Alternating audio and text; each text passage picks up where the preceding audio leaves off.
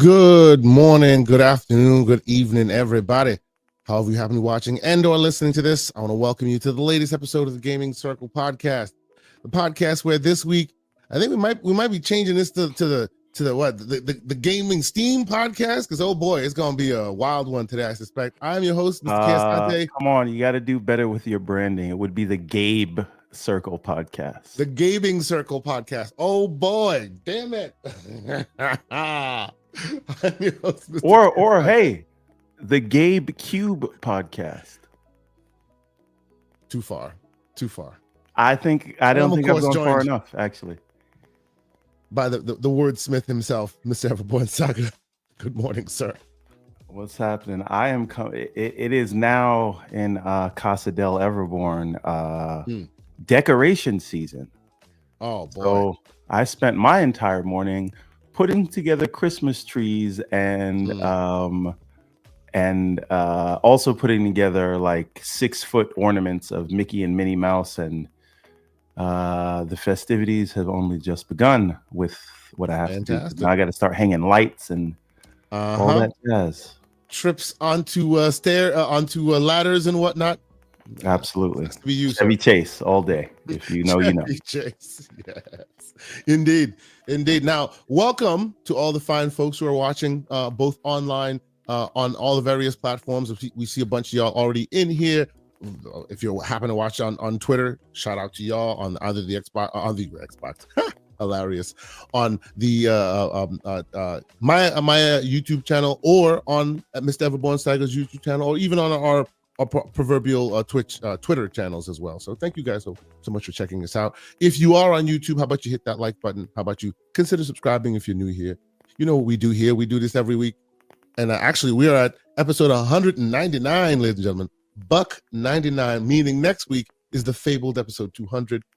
Should be interesting. We're still ideating on what what will happen on that day, but I suspect you're going to see some of the great members that have joined us in past episodes possibly pull up. Should be a fun time to be had by all. But yeah, for now, let's do this thing like we always do, sir. There's some games to be talked about. There's some industry things to be discussed. But I know you want to talk also.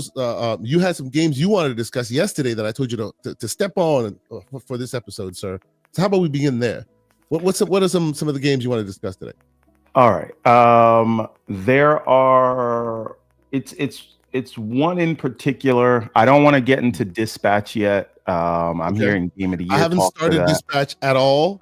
I've done the first 2 episoes. I was waiting for Wednesday. Yes. I waited till it was all over. I'm going to start this weekend. I haven't started. Yeah, it's my plan to go and finish it this weekend. So we'll save that discussion for next week. Maybe we can do an in-depth, and then it'll give other people time to play it. So Dispatch talk is coming if people are here for that, but it'll be next week after both Kay and myself have completed the 8 chapters. All right. The other game. I finished Shinobi. I don't know if I said that last week, but Shinobi is. You did, yep. But the game that has been taking all of my attention is a game you may not have heard of, and it is called Gigasword. Now, you and I went to PAX East earlier this year in Boston, and we actually got to meet the developer of this game. It's a solo dev. Shout out to Jez Cordan. Hey, how you doing, sir? The great Jez Cordan's in the Jez, I think you got some people misquoting you or quoting you correctly. I don't know, but quoting you out of context about some comments you made, which is probably normal for you, but I just thought it was funny. Another day. Yeah. Anyways, so this game's called Gigasword.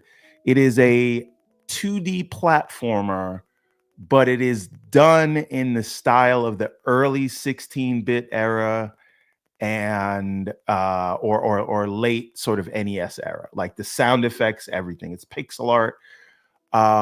It is a Metroidvania, but it's all like a puzzle. So each room in the map is like a little bit of a puzzle you have to solve. And you carry around a very large sword, hence the name Gigasword. But the sword is like Kratos's hammer, right? You can use it to unlock things. it's Kratos' hammer. You know what I'm saying? Kratos is and this will be the opportunity I will use to do a cheap plug, because we interviewed the gentleman who actually is the single developer. You see him on your screen here. This is he's Everborn dressed Saga up as a interviewing character him. in the game. Dressed up as a character, yes, indeed. So now the game is out, and we're playing it. Please continue, and I think there's some gameplay interstitials as well. Please. Yes. So you can leave the sword and use it to, you know, put on things that require weight, but the sword also holds you down. But if you leave the sword, you can't attack, and then, you know, you get these other powers and things like that. So combat is really fun, and you see, you use the sword to kind of interact with these levels, and every room has something like some sort of gimmick like that where you got to use the sword to get through it. So it works really, really well, and I'm really surprised at how addicting it is. So it came out a couple days ago, and I just cannot stop playing it. Like, and this is nothing to do with what. Oh, also you can't swim if you have a sword with you, so sometimes you have to put it down. I saw a little bit of that. Was like it has a very Nintendo energy to it. Yeah, that's what I mean. Like, that's what I mean. Even the swimming levels. What does that remind me of? It reminds me a little bit of like maybe the TMNT games, old Nintendo TMNT games, the swimming. Well, no, not TMNT, because it's more of a Metroidvania. But I know what you mean. No, I understand. But yes, the TMNT swimming. See, I knew it. Umbra knows exactly what I'm talking about. I knew that. Like, I was like, hey, that looks very familiar to me. But that's good. That's real cool. Yeah. So the other thing that really stood out with this, you see, when you have the sword, that you can't like swim, you gotta, you know what I mean? Yeah, you're walking. So it holds you down, but it gives you a lot of ability. So there's a push and pull. It's really well thought out. And now the thing that's going to stand out with this game is the story. He built like a proper fantasy world with lore, and you got these owls that are kind of like, they're not demigods, but they came from an older time, and they're the ones who have access to magic, but the humans are starving, and the owls are trying to like keep everybody safe, but the humans don't know that. So they think the owls are like hoarding wealth and power. And so the humans, this is all in the beginning of the game, I'm not spoiling it for you. So the humans go to attack the owls, and then all hell breaks loose. And then you, who's just like a homeless kid, like is caught in the middle of it. And there's like some revenge stuff going on in there. It's really, really a really well realized world, and the gameplay itself just kind of takes you back. The puzzles aren't too difficult. It's just thinking about how to use the sword in the situation and what you want you to do. But like, it is like, I'm surprised that just one person came up with all this. And the only gripes that I have with it is there's no settings to the game. All you can do in the settings is turn up and down the sound effects and music volume. So like, you can't remap your buttons. You can't set the resolution. I think it's like set to a 720p resolution that kind of spreads out, but it's pixel art, so it's fine. But the point is, I'd like to be able to remap the buttons, because I'm someone who likes to use B to dodge, and this forces you to use LB because there's no remapping of the buttons. But again, I cannot recommend this thing enough. I've been playing it nonstop since it came out. Put a link in the chat to the Steam page. We, as I said, we interviewed the gentleman who made this, developer by Studio Hybrid, published by what is it? Akapura Games. I think is how you pronounce it. But one gentleman that basically one guy for the whole thing. This is why I'm not like going too crazy about the settings. This was a bigger studio, I'd be making a lot of noise, but like, it's a one guy, like, you know, and it seems to play well, and it's optimized well. It's basically a Nintendo game for the modern era. And it has a surprisingly good plot. Like it is really, really good. So I don't know how long the game is, because I'm only a few hours in, but I just can't stop playing it. So this is, I think I'm gonna no life this thing till it's over. Hey, I might start playing this myself. I mean, I've been looking forward to it since we spoke to the developer. But yeah, and it's out now, and it's, I think, 10% off, $13 in the States. Check it out. You know, it's awesome. I love seeing these one one small team developers, like, we had that cool idea, they had that cool spark. We found them, talked to them, and here it is. And it looks like they've made good on the idea. It looks really cool. Yeah. I'm excited to check it out. All right. So that is Gigasword. Anything else you've been playing on your radar there, good sir? Hold on. Let me go check. I think that's really all I can. I mean, I've also been playing Ninja Gaiden 4 entirely on the Xbox Ally X. I haven't even played it on the big rig yet. You know what? Before we even continue, on the fly, Mr. Infinite Umbra has a great idea. So that's exactly what we're gonna do. I have decided, decreed, it shall be done. On episode 199, somewhere in this episode, we'll do a giveaway, and you can win Gigasword. Why the hell not? Let's do it, because that's a cool looking game, and obviously for all y'all out there with your little cool handhelds, this will play really great on that. So thank you, Umbra. Great idea. Confirm. We will do a giveaway for Gigasword at some point today. So keep checking us out. But anyway, continue. What else you were saying you were playing? I think that's all I really want to go into right now. As MJ Dark says, though, I am looking forward to Metroid Prime 4. So okay. I want to talk a bit more about Neon Inferno, but before we do that, I want to ask you, sir, have you continued to play, or have you even started playing a game called The Outer Worlds 2?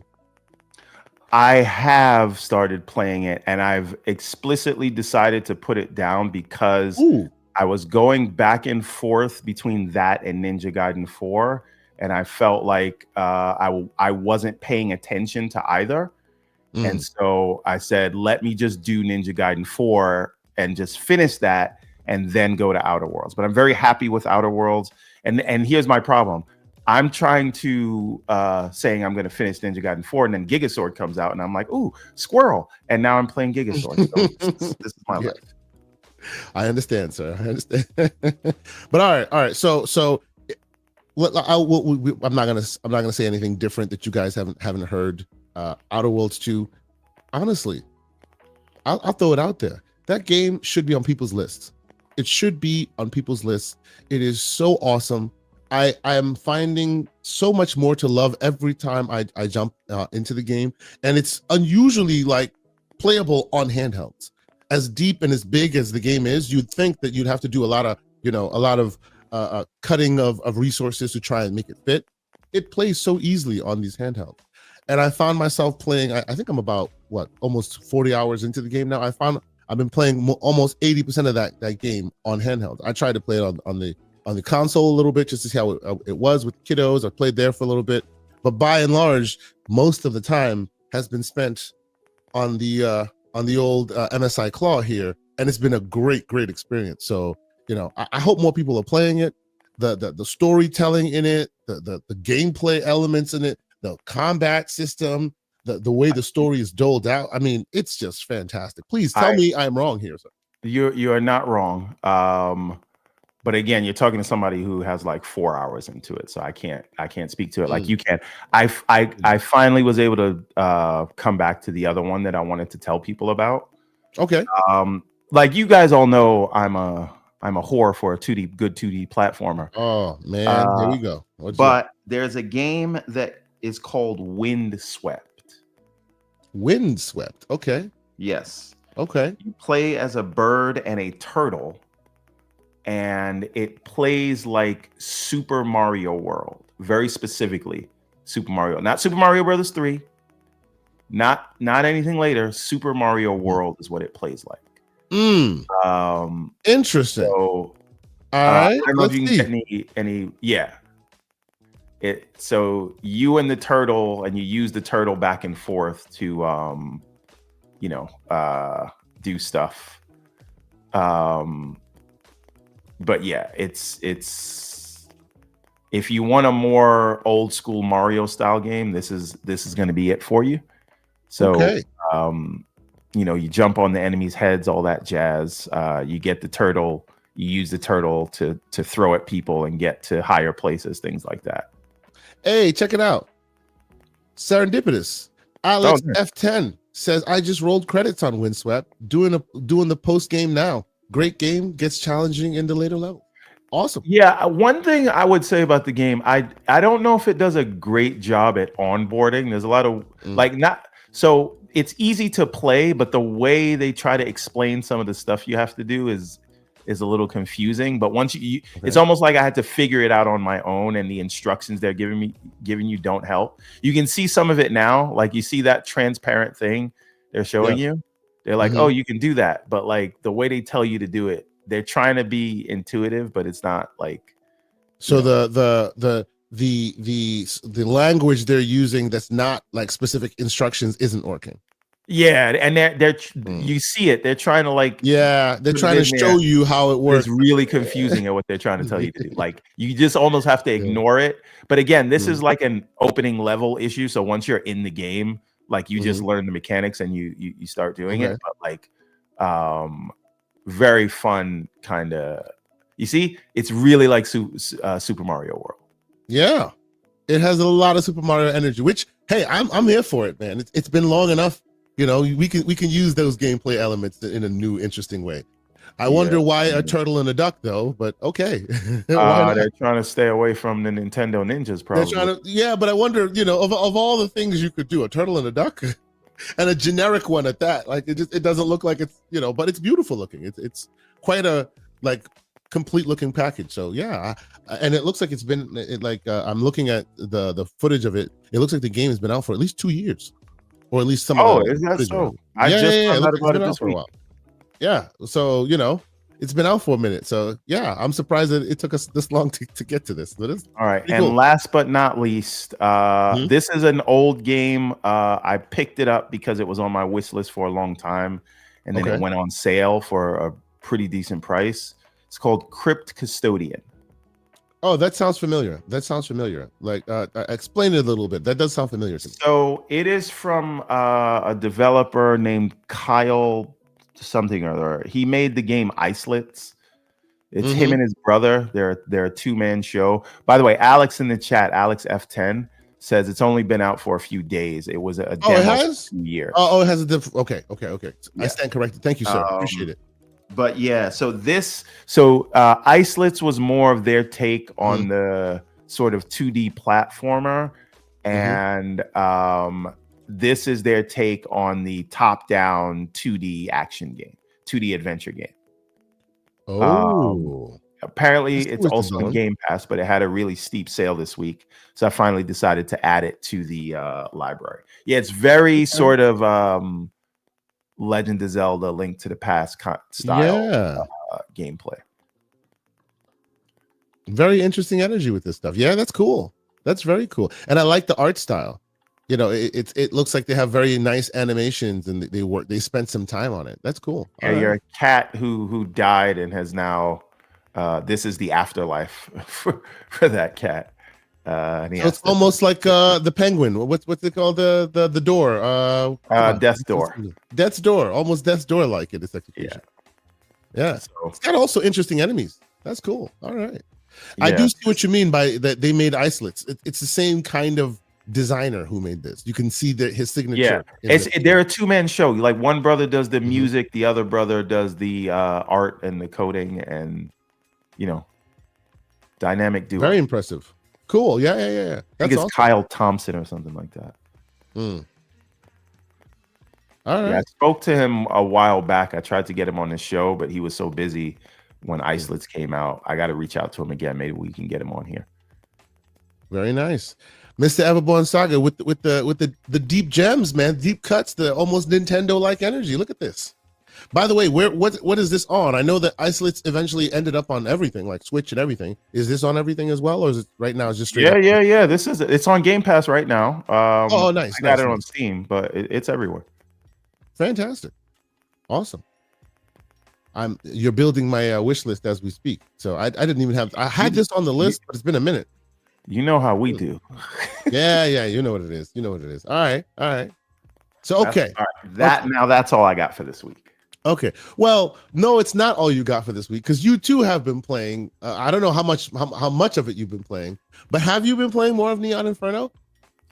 No, I haven't gotten back to it. It's on my list, but as you can see, I have game ADD. So Yeah, yeah, yeah. So we won't spend too much time on this. I discussed this before, and I just want to mention it again because I've continued to play it. I love this game. It has amazing aesthetics and graphics. And it's actually funny enough, it dovetails really nicely into the big conversation that we want to talk about, which is, you know, all the stuff that Steam has announced and all of this, because it is kind of related to what Steam has announced.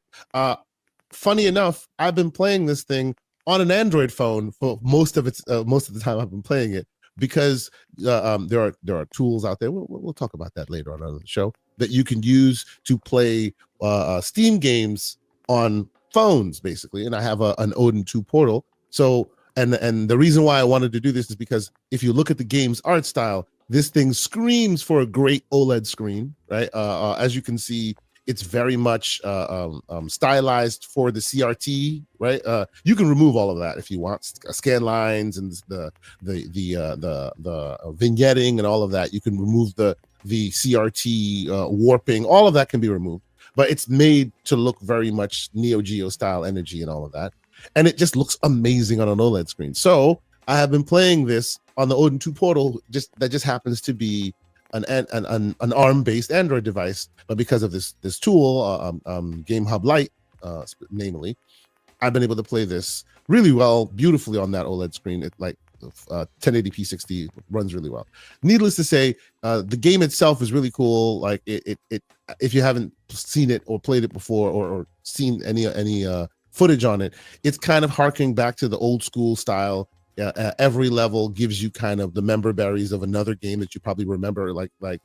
This kind of really speaks to the same kind of energy we've been playing all day, talking about the game styles we've been playing all day today, which is basically, when you're playing it, you'll remember that, oh, this will remind you of TMNT, for example, in a certain level, where for example, the surfing level in the sewer. More Neo Geo vibes for those type of games. But Neo Geo as well. Yep, I get a lot, and that's because of the scan lines and all of that. It really reminds me of playing some Neo Geo games that I used to love, especially games that had what do you call it, like the shoot 'em ups, with all the It doesn't necessarily do that specific gameplay style here, but it's very nice. It's very nice, and it has like boss battles that you have to like systematically get through, and very puzzle-esque in its execution. It can get very difficult, so it's really cool. And yes, Erodimus, call it the Retro Gaming Podcast, the Gaming Circle Podcast. That's what we are. Absolutely. And yes, this is why I said it's kind of related, because Game Hub Lite is using FX simulation that SteamOS is using for Steam Frame. Thank you, sir. See, our audience so knowledgeable, so knowledgeable in what was going on. We've been playing with this FX open source FX implementation for a while now. For about a year and a half. But of course, we knew that Steam has been kind of backing it and been contributing to it for a while now. So now, of course, we know why they were doing it. They're adding it to the Steam Frame, which is next level interesting. So we'll talk a bit more about that later. But yeah, I've been using that to play this. I use that to play Silk Song, a few other things. Plays absolutely amazingly, and for the right hardware, and you have a great screen, it totally works. So it has not officially come out. Has it come out yet? It officially comes out. When does this come out? I think it comes out in a few days, if I'm not mistaken. Do you know when Neon Inferno comes out? No idea. Okay, so let me check it out here. Neon Inferno. So it releases on the 20th of this month, so in 5 days. And I would ask that you put it on your list. It's a really cool game. They did provide me a code, full disclosure. We did get a chance to chat with them. Also, the same day we actually chatted with a gentleman from Gigasword. We got a chance to meet this gentleman and chat with him also at PAX East. And his game is also releasing relatively soon. That's Zenovia Interactive. I think I spoke about it last week as well, but I'm in the late stage of the game now, so I figured I'd let y'all know. It's a really cool game. So if you haven't played it before, give it a shot. It is Neon Inferno. And there's that. Oh, I see the great Mr. Paris Lillis in here. He says, let me know when y'all want to jump into the Steam Machine talk. Oh, for sure, sir. The invite is out. Sir, we want to hear what your opinions are, because it's an interesting topic. Mr. Everborn Saga, if any other games or things you want to discuss, or we want to head right into the Steam talk. I think right at the 10:30 mark, which is where we are, is the perfect place to get into the Steam machine talk. Okay. Okay. I'm sure both Mr. of Lily, us have you are welcome. a lot to say. Mr. Lily, you are welcome to join us. You have access to the link. If you need a different link access or something's wrong, you are welcome. I will send it to you. Actually, he does need a new one. I will send you a new one. No worries, good sir. Well, anyway, Mr. Everborn Saga, how about you start us off? We did see this thing. It's been kind of like in the circles that certain people run. This has been kind of like a known thing that's about to be hitting us for a while now. I mean, you and I had coined it the Steam box before. We've been talking about this for years now. Yes. Both the VR headset and the desktop variant and all that stuff. We all knew that it's been rumored to be coming for a while now, right? So now we finally get to see what it looks like. Let me put that thing up on the screen here, and you can find it. And hey, would you look at that? A PC in the living room is a good thing now. Bro, stop it. We're not doing the shadow. No, I'm not gonna stop it. We're not doing the shadow box. We're moving on from the shadow box. We're moving on from the shadow box. But okay, let's start first and foremost with the hardware that everybody wants to talk about, because I want to talk about the VR headset. That's what I want to talk about. I thought you would want to talk about the controller the most, believe it or not. The controller is also quite interesting. We'll get into that as well. But I think that the controller is more a companion to the Steam machine, even though it can be sold that separately. And I have the Gen 1 controller as well. But I know you're excited mostly about reminding everyone of. Oh, I love that thing. The Steam machine. Let's talk about that Steam machine, sir. What are your thoughts? It came out. You saw the photos. They did their rollout on any given day that they did. How does that grab you, sir? Okay, I like design-wise. I love it. There's a conversation to be had about the specs, but we'll save that for later. I'll leave that tech side of it to you. But first of all, the faceplate alone and the progress bar LED light, it is a genius thing. Something that I do not understand why Xbox didn't think of. I mean, they did in the 360 gen. Yeah, well, we are in the year of our Lord 2025, right? Like true. That idea would have just been perfect for the. Do you know how much money they're gonna make off of faceplates alone? Yeah, I just bet like D-Brand saw this and was like, good.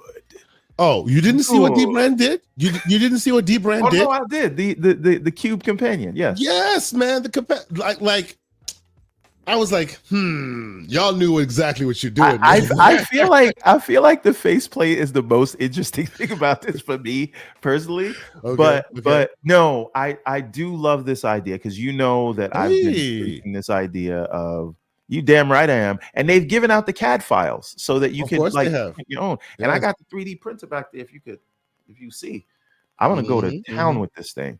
But just overall, like console and PC have been converging like at an exponential rate ever since 2013, when the consoles both decided to go x86, right? Because at that point, we moved away from this time where developers had to make a completely separate version for PC and then one for the consoles. Now they're making like one version and just profiling it for each platform. This is all effectively the same architecture. And ever since then, what we've seen is consoles kind of stay at the levels they've always been in terms of sales, right? I think the PlayStation 5 is like 2 million behind where the PlayStation 4 was at this stage in the life cycle, which is decent because they haven't lowered prices. In fact, they've raised them. We don't know where the Xbox was at this time in the life cycle, but we're at that kind of 2-to-1 ratio that we still were, but it's the same amount of people, right? But what has been growing is PC, right? So now, ladies and gentlemen, there's a finger. Paris Lily. Mr. Lily, what's happening, sir? Good morning, gentlemen. I want you to finish your point, Everborn, because you are the person I thought of when this got announced. That's My why I man. wanted to come on Yeah. today. Let the CEG go. Yes. Go ahead. Anytime there's a Sonic announcement and anything CEG related, that's what. But I love it though. I love being thought about for the things that I love versus the things that I hate. Some people are known for what they hate. But anyway, so the thing is, like, this idea, and Kay, we've done that podcast where we made our own Steam box because we were tired of waiting on this thing. Yep, and the whole thing. The idea that this is a thing that could exist in the living room is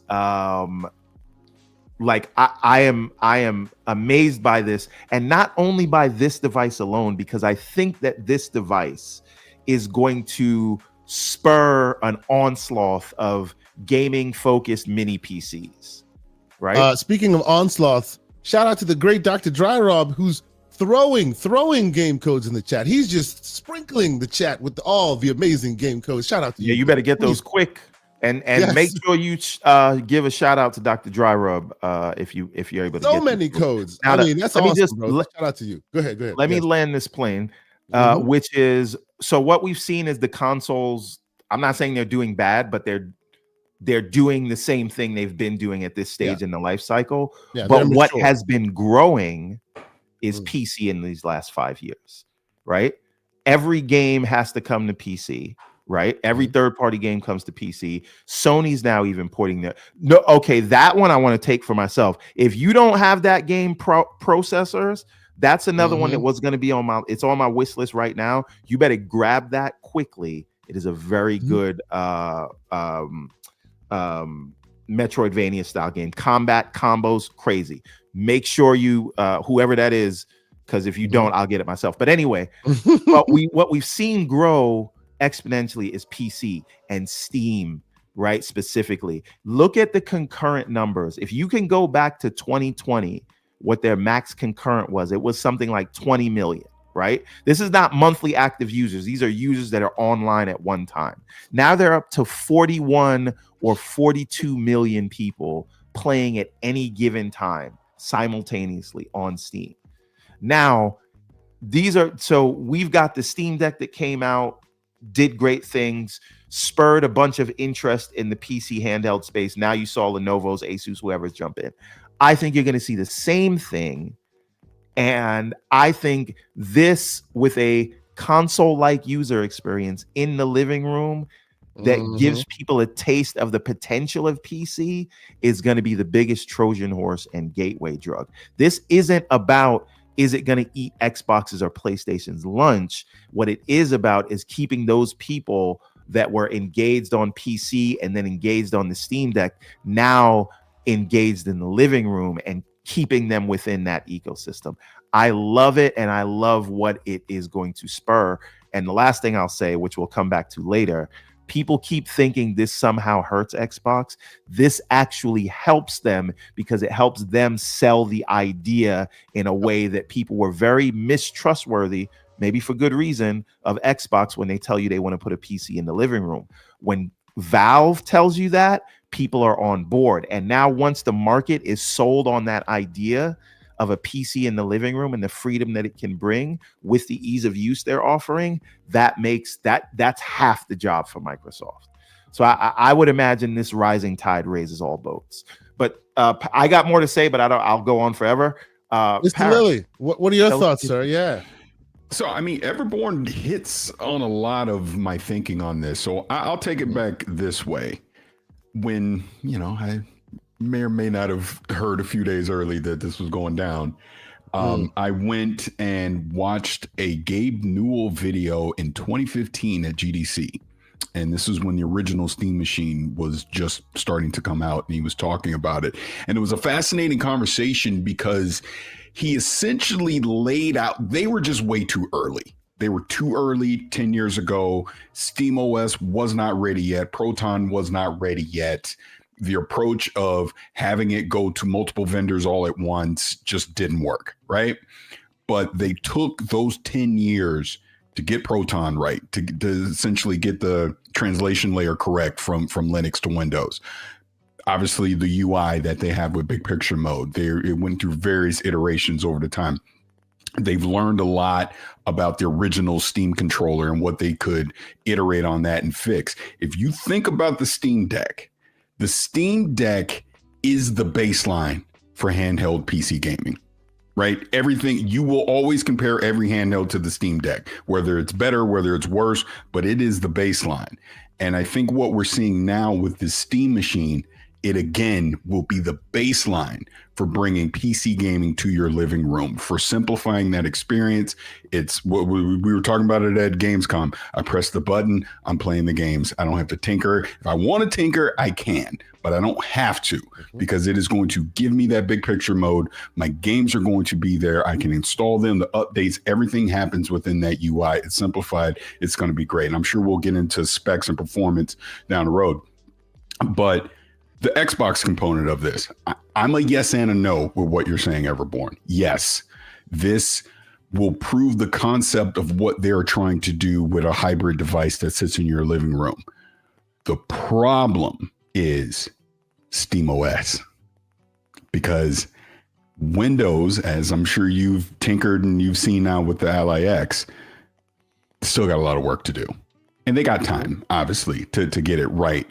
But that again will be the comparison. I don't want the bloat of Windows. I want a simplified experience that I go into the Xbox full screen experience. I'm accessing my games. I'm integrating the other digital stores in.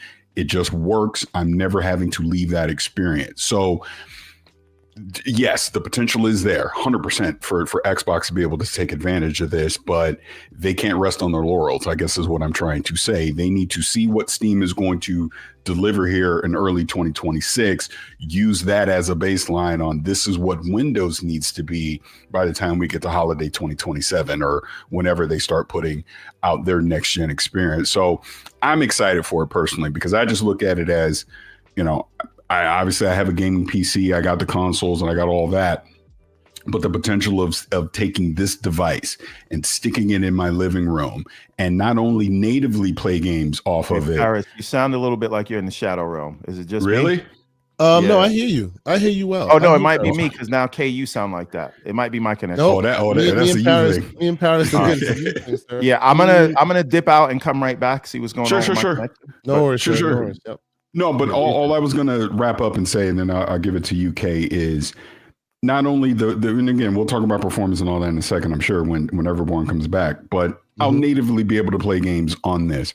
But also the fact that Steam, again, has worked on Steam Link over the past 10 years. So remote play from my gaming PC to this device is going to be seamless. And if I want to play Cyberpunk with all the bells and whistles enabled and high frames in my living room, I will now be able to do that easily, streaming from my PC that's in my office.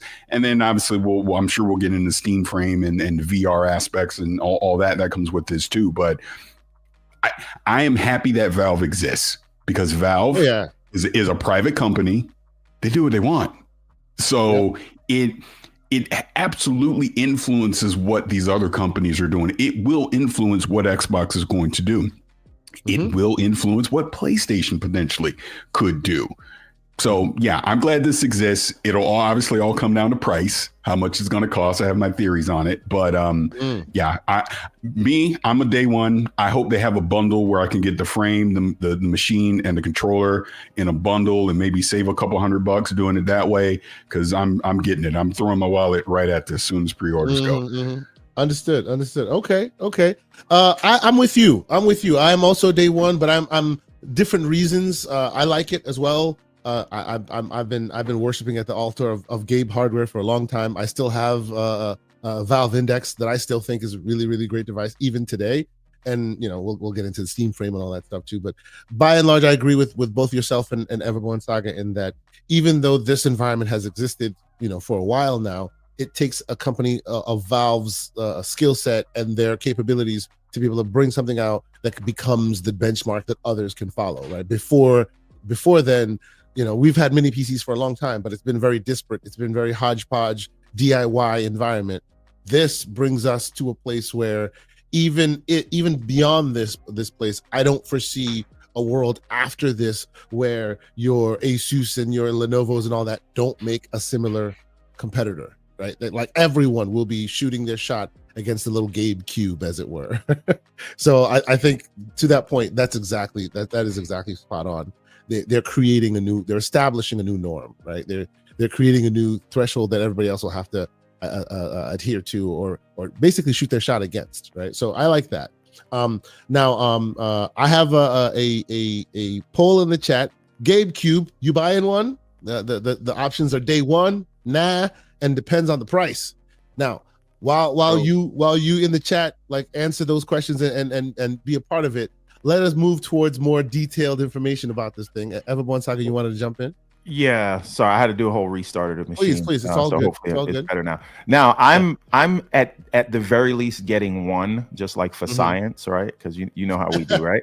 The price science. is going to determine whether I get multiple, because this is the kind of thing I just want one in every room, right? Yeah. Now, Paris, to what I was the reason I believe this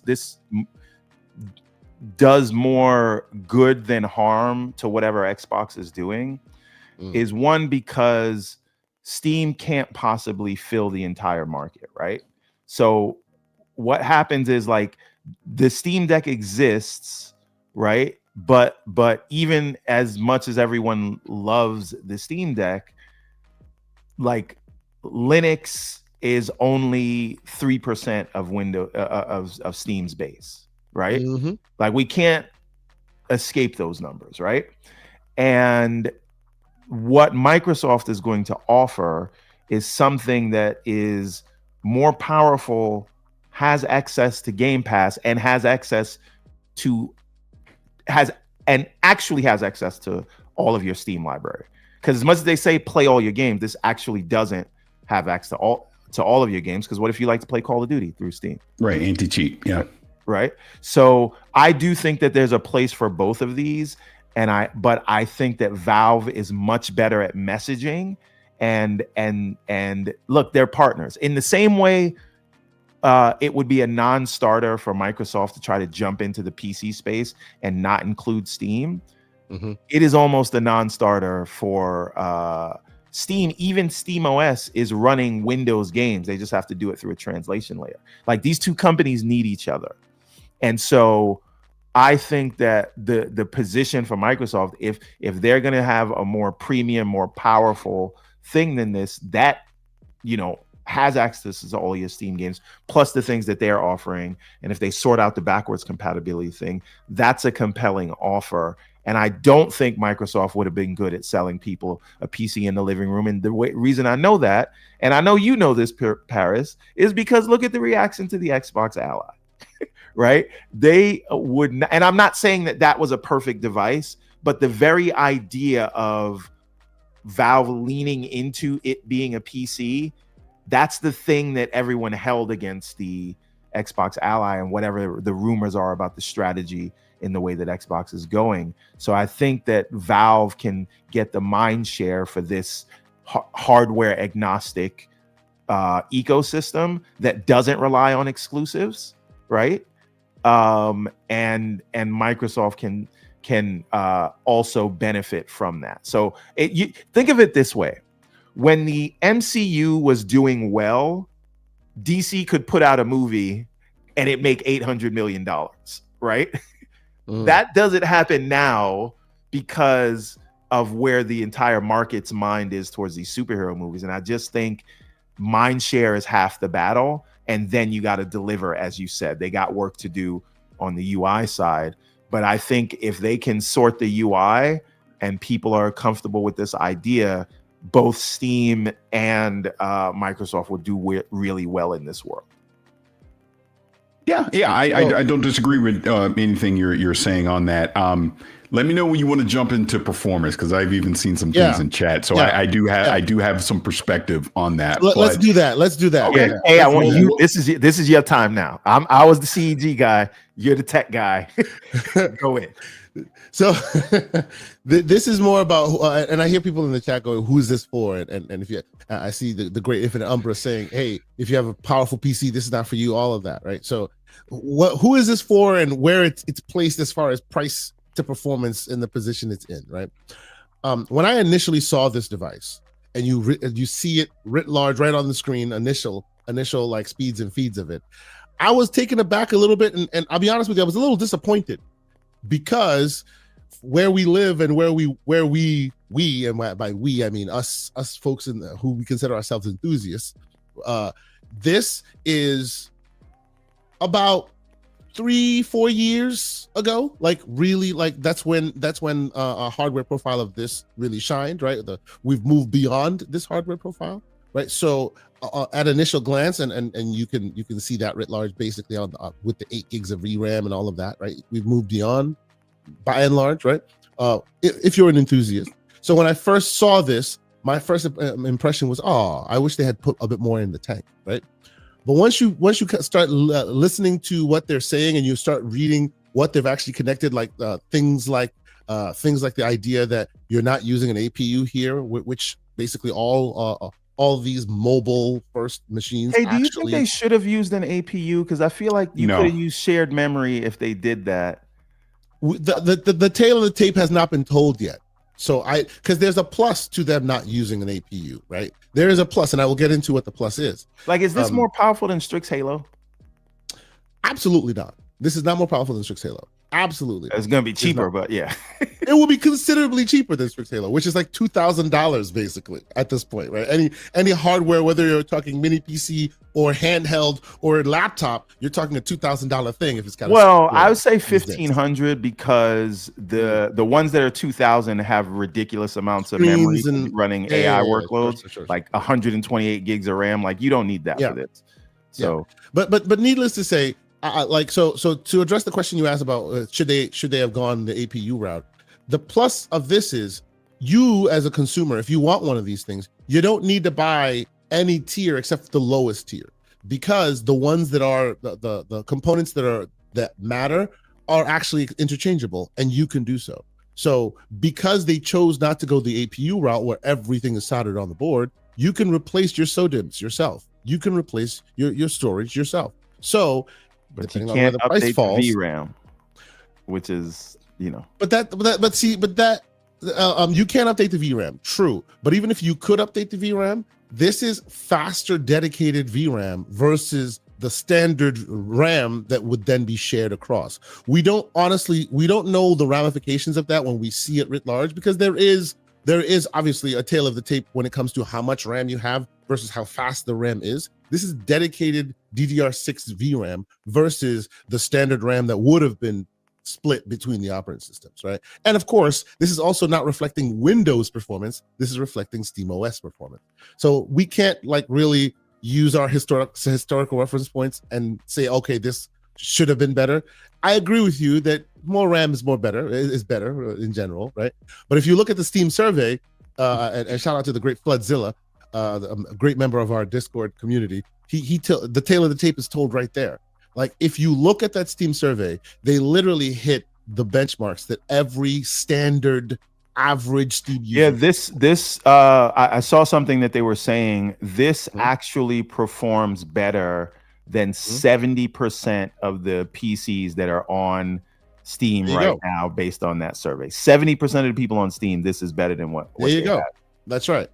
So even though for enthusiast eyes, you'd be a little disappointed here and there, this is not meant for that. Just like Steam Deck was not meant for tip of the spear. When the Steam Deck came out, 7840Us were still a thing. 6840Us were still a thing, which themselves performed far better because those 68 and 7840Us were hitting 30 watt TDPs, where Steam Deck came at 18, right? But still, what did Steam Deck do? It shot above its weight. It set a benchmark, and now even though there are different devices in different categories, that Steam Deck has a place that people aspire to. And you had developers targeting it. You had developers doing work to make sure it ran well there. And I think that's another thing that really excites me about this is if this does well, developers will target it, and that will have benefits for whatever you're running. So let's keep it a buck, because the great slow-mo backslap is in the house, and he says, no, we do know how 8 gigs of VRAM will perform. We have seen 8 gigs of VRAM cards run and crash on RE4 Remake. Great point, sir, because that brings me to another point I wanted to make. Is that on the devs though, or is that on? Hold on. Let me get the point out here. It's true that you've seen a lot of information about this thing since it's come out, right? You've seen PC Gamer. I actually watched PC Gamer's one this morning. Very cool, very interesting. They dropped a lot of very interesting nuggets of information on PC Gamer's coverage. But you've seen IGN, you've seen a bunch of different coverage, and they show you lots of different games.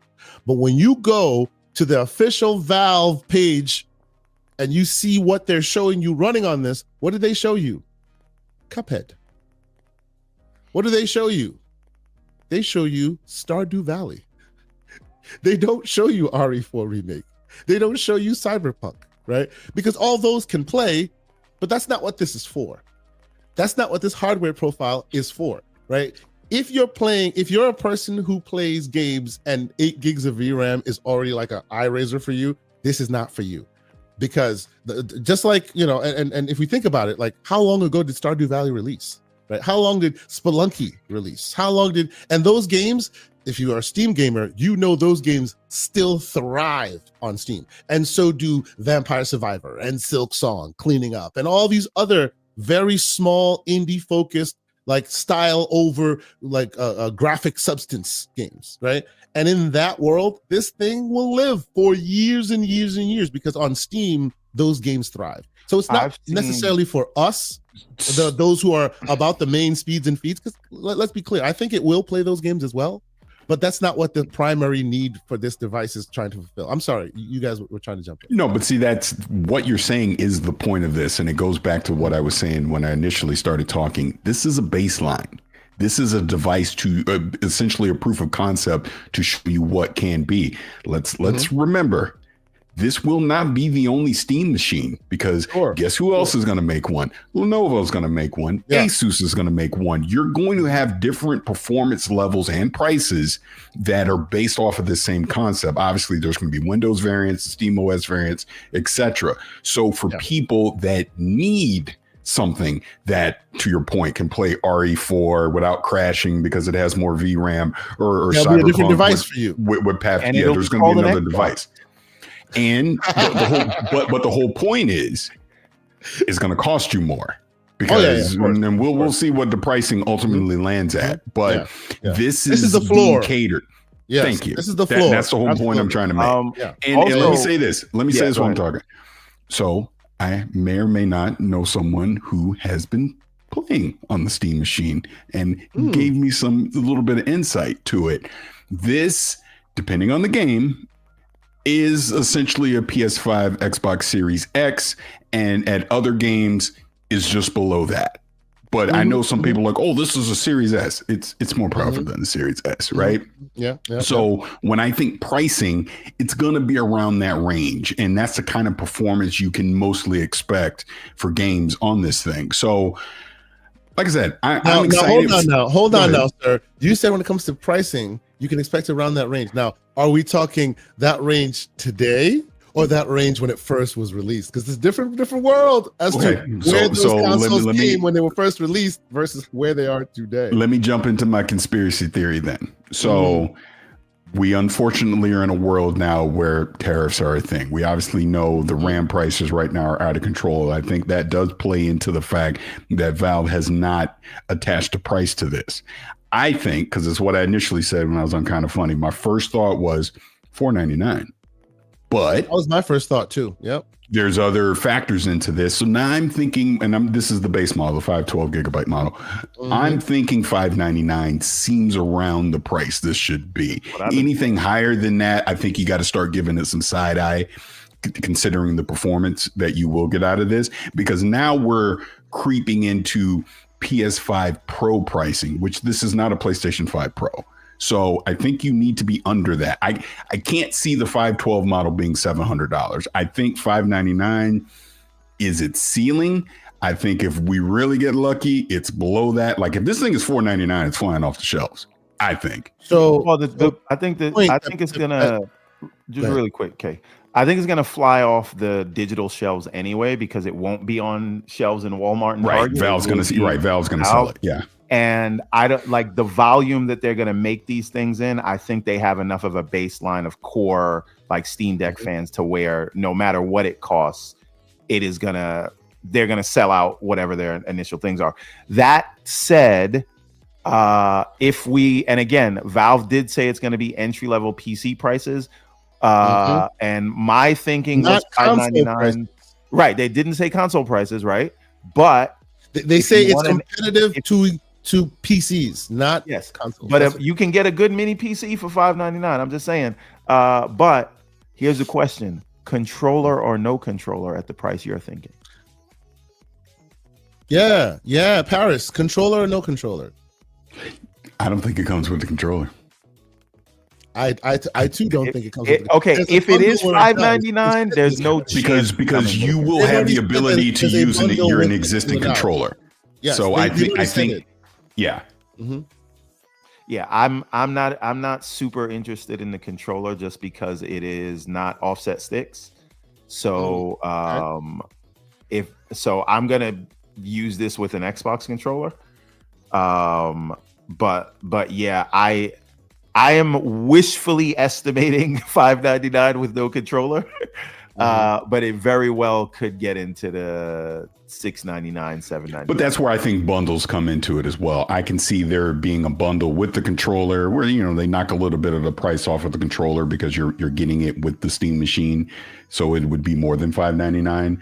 And then obviously the whole kit and caboodle with the frame, I think that could happen as well. But one other point before I forget, when we talk about performance and what people are expecting, as an example, the Steam Deck, which we know is extreme, the value cost to that. If you get the baseline Steam Deck, what is it, $350 or something right now? Crazy like that. At this point, yeah, it's really low. Yeah. And I said it during the review with the Xbox Ally, I still prefer the Steam Deck. And I know performance-wise, it is not as powerful as the other one, but it plays my games just fine. And it's my preference because of the UI. So I think that factors into it as well when you translate that over to the Steam machine. Sure, it may not be the biggest performance, but if it gets the job done and it's an ease of use experience that sits under your TV at a reasonable cost, I think there's consumer value there. So Paris, one thing, and we were having this, it gets pedantic, right? But one thing we were having a discussion about like the full screen experience is I think a lot of people conflate the full screen experience with the Xbox app / launcher itself. And so I was saying the issue that Xbox has is that the Xbox app needs a lot of work, but the full screen experience is great. And what I do, I'll show you right now. This is unprompted, right? If this thing's gonna read my fingerprint, where do we go when we turn this thing on? Right? I don't have anything else running but big picture mode. So to me, this is kind of a super powered Steam Deck without any of the compatibility issues. And so I just think that for me, I gear towards Windows full screen experience with big picture mode. And I think that is for my taste, it's a winning combination. You know what I'm saying? Yeah. Absolutely. Just because what I do is as soon as I turn this on, I X out of the Xbox app and go into the Steam app. Yeah. To be clear, but that's not really what they want you to do, though, right? That is not my problem. What I want them to do is give me the console UI, and they didn't do it. So no, but that's the point I was bringing up. They're headed down the right road with it. I'm a fan of what Xbox is doing with this full screen experience in the app and curating it with Windows. Here's my long game assumption on this. When we get the true next generation Xbox, it will be running Windows 12. And a lot of the things that they're doing gaming wise that we're seeing now on Windows 11 will be built from the ground up as a part of Windows 12. Right, it won't feel and then it's going exactly. And that's where I think we're going with this. So what we're seeing now is them. Look, let's be honest here. We're beta testing. We're beta testing what the ultimate result is going to be. I will say this. I wasn't going to go to CES this year. I'm going to CES this year. CES is going to be so fun because you're going to see a lot of these companies doing SteamOS and Windows variants of these devices. I think we're going to see a lot of that at CES this year. So I can't wait to see that. All right. Paris, I'm just going to put this in the air right now because I know you're going to get one of these Steam machines early. Once you get one of those, I need you to put in a No. word for me and Asante so we could also get one to review. I'm just putting it out there. Closed mouths don't get fed, so I'm just saying There it. you go. There you go. Now That's it's in it. the universe. We can move on from there. Let's be clear. I did not get a Steam Deck from Valve to review, but I happily gave them my money, and I bought 3 of them over the lifetime, right? I will be spending my own money to get the Steam machine and the Steam frame. I know you will. I'm talking about you getting it early, sir. I doubt it. I doubt I will. All right, we'll see. I don't believe you, but we'll see. So where did we fall on where we our price assumptions? I need to make. So I am you with first. Paris. Okay. And again, this is wishful because I think Slow-Mo is onto something. So I'm not like discounting what he's saying at the $700 or $800 price. But I think it is possible that they can get it to $599 with no controller. Yeah. $600 no controller. Okay. Same. Okay. Yeah. I can see that, but I would not be surprised if it's $650 or more because of where we are. Yeah, and that's the unfortunate thing. Yeah. But this could also be like one of those things where they didn't announce the price because they know it wasn't going to be $599 and they got to work out how they're going to get it as low as possible. But it's really probably going to be closer to the higher side of it, right? And here's a question, right? We're going to have to acknowledge at some point that we are in a new world and inflation took place in the gaming space, right? We keep saying, I'm not saying us here, I'm just saying in general, the general discourse is, oh my God, how could a PS5 Pro be $750? It's not worth it. Oh my God, how could an Xbox Ally be $600? Oh my God, how could a Legion Go 2 be $1,300 with that OLED screen? Oh my God, how could this thing be more than $599, which I just said? But like everything is higher. Oh yeah. And so painfully we're using like what prices used to be to say what these things can or can't cost. But the prices are going up right in front of us. And I feel like myself included just don't want to acknowledge that. Oh yeah. I don't disagree. So that's why my brain keeps having this ludonarrative dissonance thing where it's like, okay, I know what it should be, and then I have to reframe my thinking to where it will be. And I'm trying to speak $599 into existence is what I'm doing. So I'm sticking with it. Because my engineering brain will tell me no, but it shouldn't be more than. But then the world we live in is a different conversation. So yeah, you have to factor in macroeconomics. The thing that I factor into it is Valve being a private company, and that's also very big this is them just giving you more incentive to stay in their store. So maybe, and again, like I said, we're in a different world. I get it, but the hope would be maybe they were able to sell this at cost. Or relatively around cost. I know Moore's Law is dead. Said if you add up the parts that are in this, it was around $425. But then obviously shipping, marketing, like other things that will tack onto that packaging. So that's where I come at $599. I feel that's reasonable in today's world to sell a device like this at that. But to your point, Kay, if it's $650, I'm not shocked. I don't want it to be, but I'm not shocked. I don't want it to be.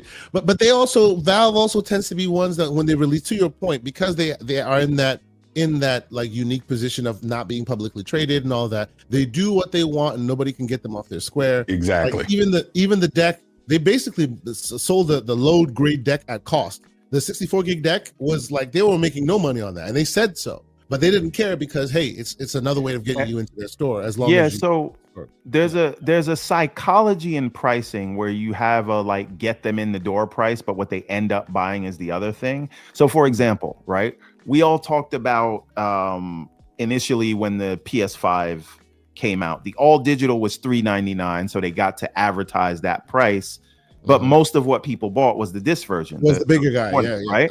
Then we saw it again with the Xbox Ally, right?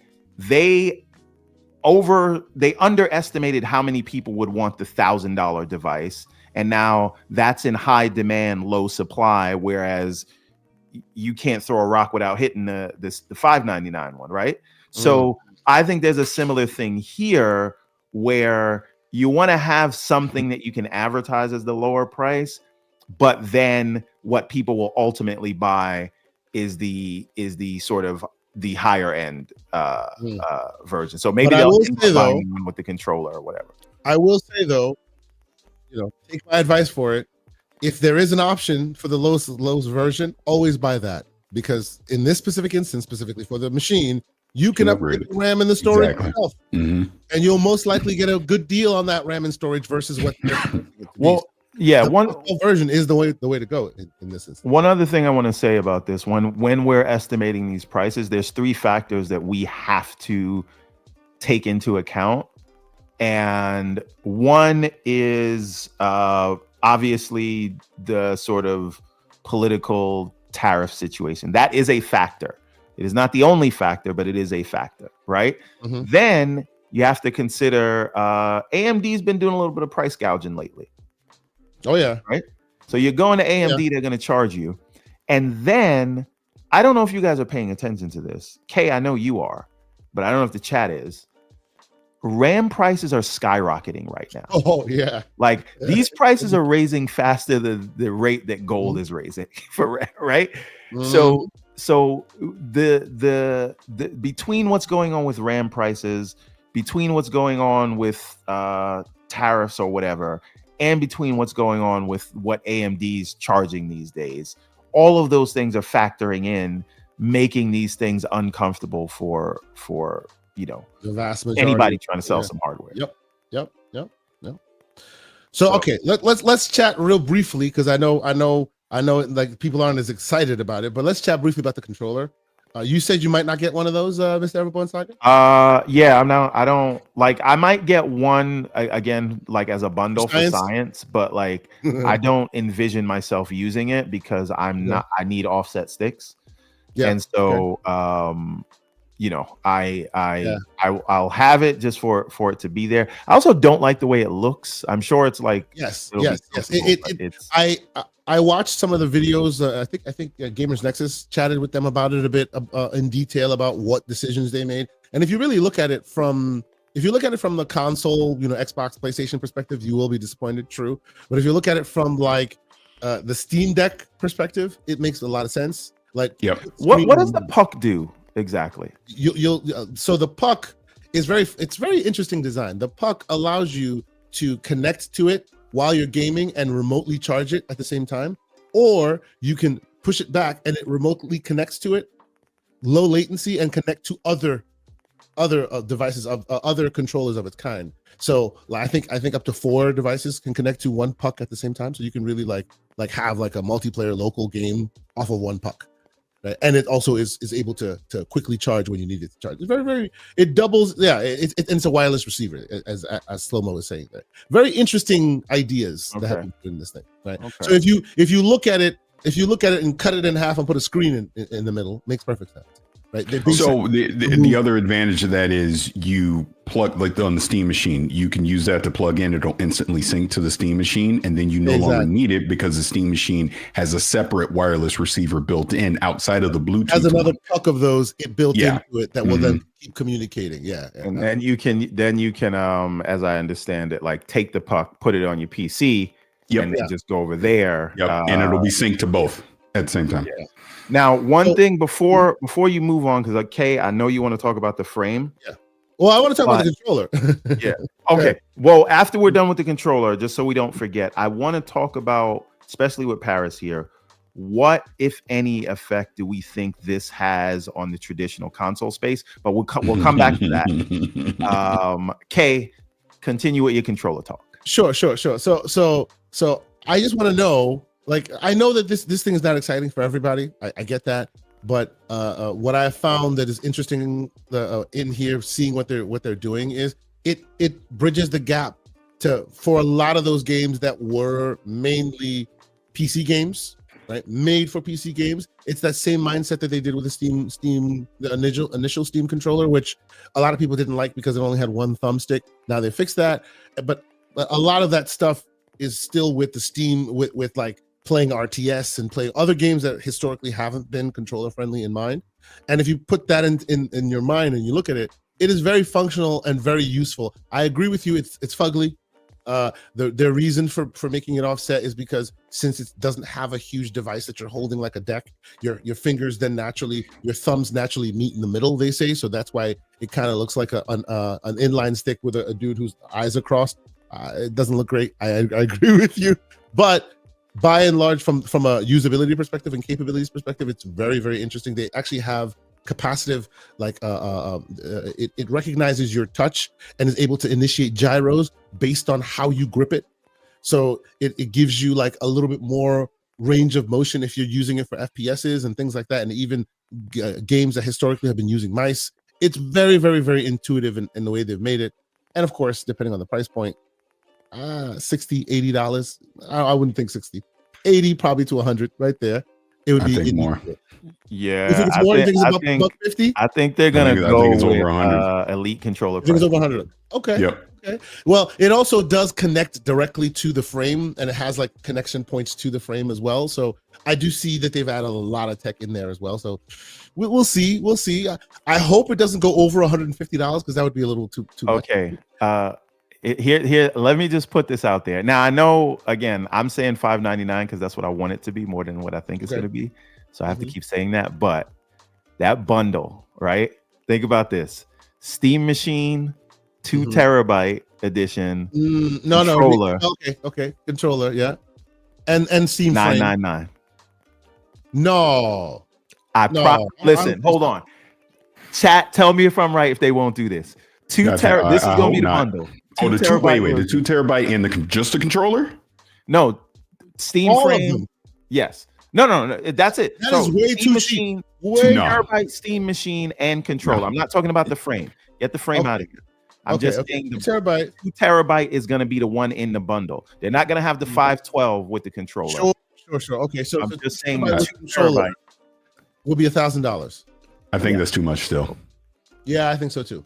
Well, here's why. Well, again, I haven't even given my opinion on controller yet. I will in a second. But I think the 2 terabyte, if let's say it's $599, then I think the 2 terabyte is probably $750. Is that crazy? Yeah, it could be. I think they might do a two. Because here's the thing: if or let's say 8, even if it's 8, let's just say 8 to round it off. Let's say it's 8 for the 2 terabyte, right? If we're bundling and doing some kind of discount, then I'm thinking $899. Yeah, with the controller, $900 with the controller. Yeah, could be, but knowing the way. So somebody in the chat is saying, 2 terabyte will be $799. And Slow-Mo saying that he's seen some YouTubers say that he spoke to Valve and the controllers will not be included. There will be a bundle with it included. Yeah, Valve did say there would be a bundle. They specifically, they did one with and one without because options. When they were talking to, they said that they. And I just hope they do one with the frame so I can just buy it all at once and be good. Yeah, I want a whole situation. I want 1, 2, 3, all of them. Harris, what's your thought writ large on the controller? You getting one? What do you feel about it? Yeah, so I'm gonna frame it this way because I'm gonna throw some slander at Infinite Umbra because I see he's saying the controller doesn't look like something I'd want to invest in being real. Well, guess what, Infinite Umbra? I will be getting the controller because it is something I want because I had the original Steam controller and I used to use it to play Civilization. And it worked. I understood what they were doing. I loved how you could customize it in various things. Obviously, it did not have mass appeal. I get it. I will say again, they took lessons learned. The Steam Deck is it's the Steam Deck controller. That's what you're about to have in your hands. So I want to see how that plays out. So I will absolutely be getting one and I will most likely use it. And if I don't like it, thankfully, I can flip over to an Xbox controller or to a DualSense. But it is something I want and I want to try and use and see how I can customize it and what I can do with it. So I'm looking forward to it. And Infinite Umbra, I will also say, you said I was getting an invite to your show and it's November and I still don't have it. So that is on you, my friend, because I said I'd be there, but you don't want to invite me to nothing. Slander. I'm just saying. Look at that. Slander. Well, he's having episode 200 come up soon. Or 100. I know, and that's what he said. You think he get your boy a heads up and let me know when I need to be there, but he still ain't said nothing. Look at all the slander. Look at it this week, last minute. Look at it. He's doing it last minute instead of giving me a heads up. I see how you do. All right. Well, all right. G476 asks, can somebody tell me why anyone would opt for the 2 terabyte if a micro SD card already? So What's SD the cards speeds, would not though? be as Because I don't fast. know if it's micro SD Express. SD cards would not be as fast, and I agree with you that nobody really would opt for the 2 terabyte, considering the fact that it's very easy to like put on your own 2 terabyte. Or Funny, because I was actually aiming for the 2 terabyte version, but yeah, like it's very easy to do that yourself and save a couple bucks. But of course, there are always Everborn pay pigs out there who just want to. Oh, I want the 2 terabyte. I don't want to unscrew things. And no, I mean the secondary ones, I'll get the 512s, right? But like the main one that I'm just being ridiculous. I'm being ridiculous. It depends on what the bundling pricing looks like. If it makes me with 2 terabyte, if it makes more sense for me to just buy the 512 standalone, then I'll just upgrade it myself. Because like you said, I'm sure I'll save money doing it that way. But we'll see with the bundling what that looks like. Let me ask a tech question. Go ahead. So, they said that yes, you can upgrade the SODIMM memory, but if that's just going to be for the operating system, Linux don't need that much memory. So, is there any real reason to upgrade the SODIMM? Yes.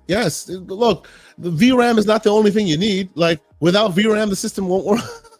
Like yes, VRAM helps with like all those other things. Oh, right? The VRAM, but you can't upgrade the VRAM. We're talking about it's not just the VRAM that matters for game performance and for system performance, right? The more RAM in general you have, the more overhead and stability you have. Now, I know we're talking about Linux, and Linux handles things a little differently, but emulation, a lot of that stuff. There are a lot of things that don't touch VRAM at all, that still just use your general RAM because it's not meant for, it's not using that VRAM in that way. So having more RAM in general in your system is just more performant. Will you be upgrading?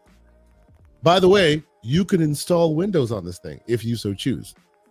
And then you need more RAM because it's, overhead. You can dual boot if you so choose. This thing is a PC. So, there are reasons. And this is where I say again, I'm of the mind, let's see what Windows 12 looks like. Because to me, whatever their future gaming initiative is going to be, as Windows being the best place to play, it's Windows 12. It's not going to be Windows 11.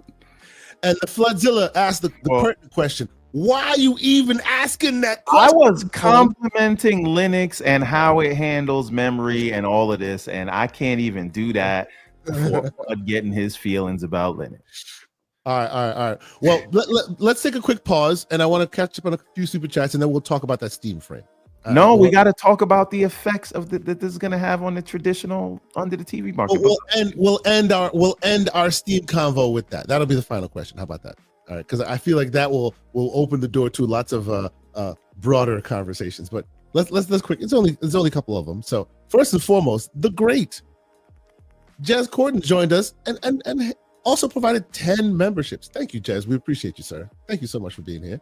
And Gamsley joined us with a 5 Canadian. He says the best on the interwebs. Well, we appreciate you, sir. He's a great member of our community. He then also jumps in with a 20 Canadian, says Gigasword. I guess he's providing a code. He's providing some funds for Gigasword. Thank you, sir. We will put that to use. And by the way, there will be a Gigasword giveaway before the end of this show, so keep that in mind. Thank you again, Gamsley. Really good game. Paris, if you don't know about this game, I need you to check this out. It's old school Nintendo style. Yeah, it's very good. He then doubles down and then also gives a 10 memberships for the channel. So thank you so much again, Gamsley. And then, of course, BKNY, Face BKNY, $20 super chat. He says, when it comes to selling systems, power doesn't matter. And by the time the next Xbox hybrid comes out, Game Pass will be $40. And how much will PC Game Pass be? Face. Yeah, probably the same exact price it currently is, which will make a lot of people salty. It is what it is. Andy Hart, 6138 with a £5, I think it's €5 super chat. Thank you so much for being here. He says, for me, it's an ideal companion to my Steam Deck, and will definitely get one of the small form factors and emulation.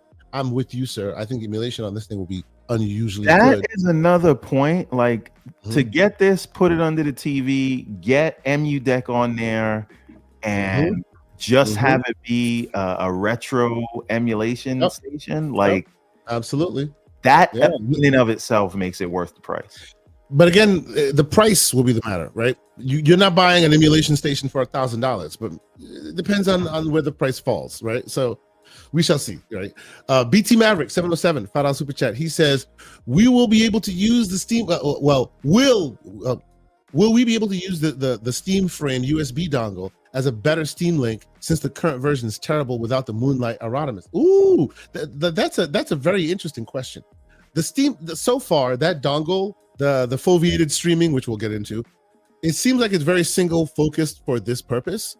But the idea of using that spectrum to use that for more purposes, just to be able to have a dedicated connection and better Moonlight connection, that's an interesting idea. I would say reach out to me in the background. Moonlight can really get very nice, if you tweak it a little bit better. I know that Steam Link doesn't give you that many options to do so, but I think they just kind of moved off of that software in favor of something like this. You know what I mean? But shout out to you. That's an interesting idea. Soul Tech, the great Soul Tech with $5 super chat. He says Brokeback Saga. Charlie missing last week, and Gamsley terrible opinions. Please hit the like button and subscribe. Wow. That is some horrible slander, sir, but I appreciate you. Thank you so much. And then the Infinite Umbra, who's been a member for 19 months, he's here and he says, a pre-show announcement. I will have all of these gentlemen in Paris on the fix this Sure Thursday. about that? I want everybody here to come and support. Salute to the great Infinite Umbra. We will be there. Hopefully so will Paris. But all right. Thank y'all so much for being here and all the super chats and your continued support. If you haven't hit the like button, please think about it. But anyway, let's get back to it. How about the Steam Frame? I know, Mr. Lilly, you are about that the headsets and the VR. You are one of the few who I know owns the Apple Vision Pro. Which, by the way, how often do you use that thing? I use it every time I'm on a plane. Okay, so it's and I'm on a dedicated. plane, and I'm on a plane a lot. Okay. I don't use. Okay, so let's backtrack for a sec. So I got it originally when it came out. I don't have the new M5 version, and I would say I'm using it like once a week. It is the best 4K 3D player out. Like watching there's a something new in version 3D. of the Apple whatever. Yeah, they updated M5. the chip to M5. Yeah. I did not know that. All the same issues people had, they are still the same. They just put M5 chips in it. That's it. It's essentially a movie player for me. I don't use it for any kind of productivity, even though you can. It's gotten vastly better, over the past year with updates and everything now on whatever Vision OS 26 or whatever it's called. But ironically enough, I went from not having anything VR a couple years ago to I have everything now. I got the MetaQuest 3, the Vision Pro, I got the PS VR 2, and all this originally started before the pandemic. I was going to get the Index, and then the pandemic happened and I waited. So now that we got the frame, I'm going to get that. I see what they're doing with it. You were just talking about that dongle that's just going to improve, streaming, basically the PC link, streaming from games from PC over to that device. That is probably its biggest selling point for me, because I had played Half-Life Alyx on the MetaQuest 3. The visuals aren't the greatest. This is obviously saying that it's going to vastly improve that. Not to mention, they are still trying to figure out to get it to play standalone on the frame as well. So I'm curious about that too. That's the part I'm excited about. That standalone play, we'll dig into that, because I've been kind of playing on the edges of that a little bit. So seeing Steam do what they're doing here is like, this is next gen exciting stuff from a technical perspective. It's really, really interesting stuff. They're kind of like, with this move, they're kind of becoming the translator company, right? They're translating anything to anything else. It doesn't matter, right? Oh, you want to play it on ARM? You want to play it on x86? You want to play it on Windows? You want to play it? Doesn't matter. They're translating from everywhere to everywhere else. The only bummer with this is, I have a few different games that I've been playing on the MetaQuest 3. It sounds like it's not going to translate over to that at all. So that will be a completely separate ecosystem to things that are on there, unless they bring those games to Steam. So there's that, true, but, and there's the retail end user experience, and there's the fact that this thing is ARM based and it basically has the Android substrate. You can literally translate. You can sideload games to it. You can sideload any x86 games to it, including Meta x86 games to it. Right now, It won't be easy. I've gone through some of those things myself for educational purposes. But yes, you can remove metagames as APKs and then load them into someplace else. So I hear you, but it won't be impossible. It'll just probably be a little bit more complicated. Some tinkering, yeah. It'll require some tinkering. But that's what the energy is with this device, which I find is just very cool. They've loaded the full SteamOS operating system onto this. Just if you look at it, like a very small, like. The whole PC is just that very thin layer in the front. And the rest of it is just counterbalance and weight and battery to make sure that you're able to have a comfortable experience. I'm sure, I'm going to ask a dumb question here. I'm sure, Paris, you were day one on this thing, aren't you? Yeah, that's why I said, if they do a bundle where I can just get everything all at once, I'm getting it. Yeah. Okay. Yep. So like, what is this, something like this more for you? Like for me, like a lot of VR games, like I'm on record saying that I kind of hate where VR has gone a little bit. Where to your point, you said you played Alex and it was not the greatest of experience. It's because it wasn't connected to your machine, right? That they had to go through. You had to go through Wi-Fi, compression, all of that. Yep. I still believe that the core of the really great experiences in VR are direct connected, or they don't go through general channels. So hopefully this 6 gigahertz spectrum stuff is how we can get back to that. And that's my hope. And that's my hope on it as well. The fact that not only obviously VR games, and I've done this in MetaQuest 3 already with the Xbox stuff, playing I would say 2D games, but playing flat screen games as well inside the headset, I think would be interesting. Not to mention, now I can have the the Steam controller that'll have better connectivity other than just using Bluetooth on there as well. So I'm just interested as a tinkerer, loving tech, wanting to get this VR hardware, see what its capabilities are going to be. Again, it would be the definitive way for me to finally play Half-Life Alyx, which as we know is the best VR game ever made so far. And look, we'll see whatever this next thing's going to be. Does it have any VR functionality? We'll see. Allegedly, it's going to get announced soon. What about AR functionality on this thing? Because I didn't hear any of that mentioned. Let us talk about that, sir. The pass-through on this thing is, by your definition, Mr. Everborn Saga, your requirement, god-awful. It is monochrome camera right now. That's what's in this thing today. It is god-awful. But the plus side of that is it is god-awful, and it's also DIY. So they said, we put this in. This is what we did for it to be able to handle all the tracking that we need. But you can literally remove it and place your DIY, your own high quality cameras to then make pass through turn into a more pleasing experience. So it won't come with the pass through you want, but you can upgrade it yourself to get better pass through. So there's that. I don't know how you feel. Can I say something to Infinite Umbra just to call him out in the chat? You can't be in the chat talking about how this Steam machine's not for me. It ain't for me. If I had a PC, I don't know what you going to get it for. And then you go in the chat talking about Paris go half on the Steam machine for me. No. Stick with your high-end gaming PC. He's got this like ultra wide monitor that's so wide it wraps around his head when he's playing this game. and I want to be clear. The reason I go at Infinite Umbra all the time, he makes fun of me on Boom Show all the time. He does. He has one of the best Paris Lily impersonations I think on the internet. It's fantastic. You should if you haven't seen it, you should seek it out. It's fantastic. Anyway, so I think me personally, of all the announcements made, just from a technical perspective, I think the most exciting and most groundbreaking is what we're seeing here with the foveated streaming. So quickly to explain, foveated rendering, if you may know, it uses eye tracking to look at where you're seeing the action, and that's where it puts the most rendering resources, and then all the stuff around the edges is a little blurrier, right? So that it saves resources. This does that technique, but instead of using it for local rendering, it's using it for streaming from your machine. So presumably, if you have this wireless adapter either connected to the Gabe Cube, I will call it the Gabe Cube, or your own 4090 whatever machine you have, it will then send that signal to where your eyes are looking rather than to the whole screen, so that the whole screen will be visible, obviously, but only where you are looking will get all of the real energy. And by and large, based on some tests that people have done, they look around real fast. You can never catch up, right? It's very, very, very well optimized to do so. So that way you're not like maximizing or filling your entire bandwidth, and you're still getting like great gaming performance. My only thing that makes me a little bit less than excited about this foveated streaming thing, it's line of sight. I wish I could, like, because like in the past, I take my MetaQuest, I'm in my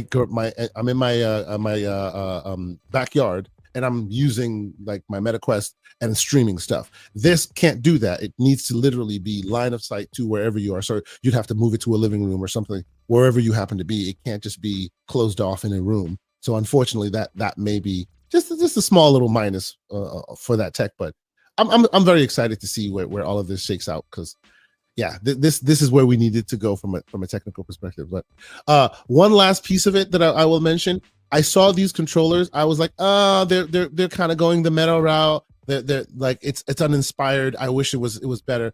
I was completely wrong. This thing still does all of the same things the Knuckles controllers used to do, which is like, dexterous tracking. You can like flip people off in VR still individually. They'll offer a strap that then you don't have to hold it. You'll just kind of keep it in your air, and then your hands will be reflected in VR with it as well. So it looks really cool. So long story short, I am excited.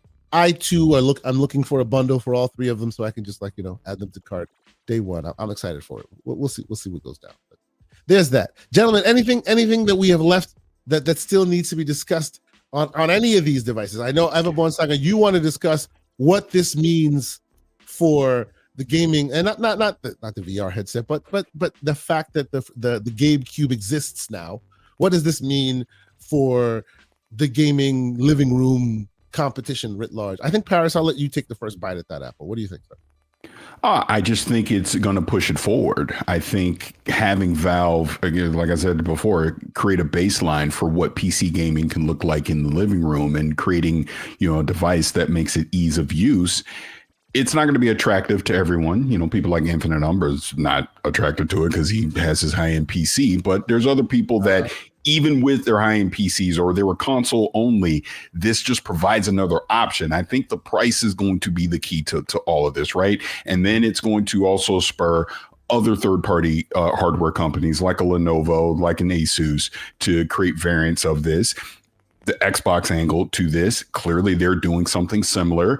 They know they have to now compete with SteamOS from a UI standpoint, from a usability standpoint. So it's going to push them to make that experience even better. So I think as consumers, we're the ones that win here, because we're going to have more options, and more options allow us to choose what we want. If I need the high-end experience, there's probably going to be something there for me. If I want something that creates value, it's going to be there for me.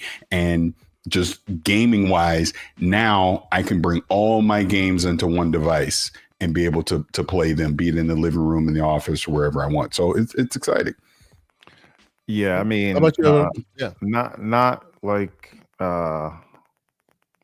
look, this year has been an unmitigated W if you actually care about games, right? Like, I know we argue about stuff a lot and we do whatever, but like, think about, this is a year that gave us games like Expedition 33 and Split Fiction and Doom, all that stuff. And also a year where you had, let me not forget like Donkey Kong and all that, right? But like, we got a Switch 2 this year. We got this this Xbox partner device. We got the announcement of this thing. So if you're into hardware and you're into good games, indie games, all that, this might be the best year that I can remember in recent memory of gaming. Right? There's not enough time to play all the amazing games, and then you get hardware across the gamut. So I wanted to get that out the way. Now, I do have I don't know how this plays out, so this is a genuine question, and I promise I'm not trying to like lead the witness in any way. But like, if you have this device and it's in the living room, and it will, whether it does high volume or not, it is going to do something to the consciousness of the consumer, right? And if Valve can normalize this kind of thinking of, hey, a PC is a good thing for the living room, and having more options is a good thing. And they're going this open route, which is, it's not as open, but like, you know, semi-open route that they're going with the Steam machine. And then you have whatever the approach Xbox is taking, which is going to be a more open approach that also includes Steam and all these other stores. Does PlayStation just do business as usual? Do they ignore this, or like, what does it mean that you're going to have two players in that living room space that are going for the open route? Does PlayStation stay with the traditional route? Like, what do you think about that angle, Pat? UK and then you, Paris. Yeah, but quickly about that open versus closed. I mean, with what has happened with the open ecosystem that we see is permeating all around us, and Xbox going the way they're going, we've seen a lot of pushback in that realm. Not everybody wants that open paradigm, right? Some of us love that idea of having choice, and wherever we go, it's with us. And I've lived here for a long time. Some people had to be convinced. Others are still fighting it tooth and nail to this day, calling anybody who goes open failures for going open. So I think there will be a need in the gaming sphere for all the various people who play here.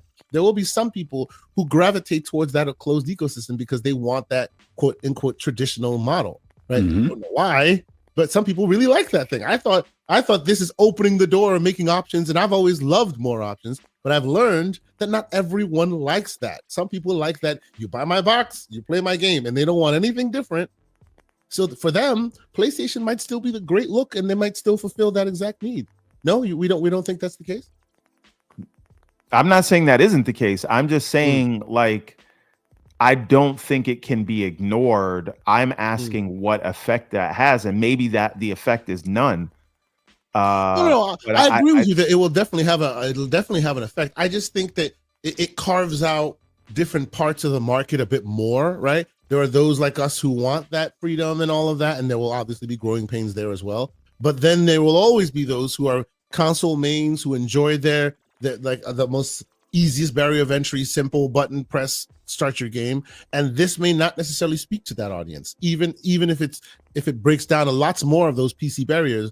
Just the idea that there's a PC will always be what will stop them from going to it and focus on a PC. So we could have an Android iOS kind of thing where exactly Sony is like the Apple, like, listen, we're staying closed, exactly, and then Android's like, we're going to be on more devices, but we offer you a little bit more freedom.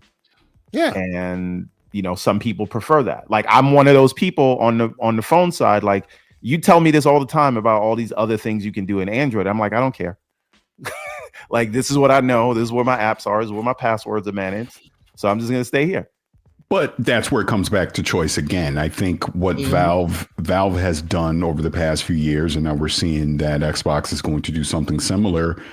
Open platforms are okay because it leaves it up to you how much you want to do. Like we're talking about how this Steam machine is going to be emulation beast.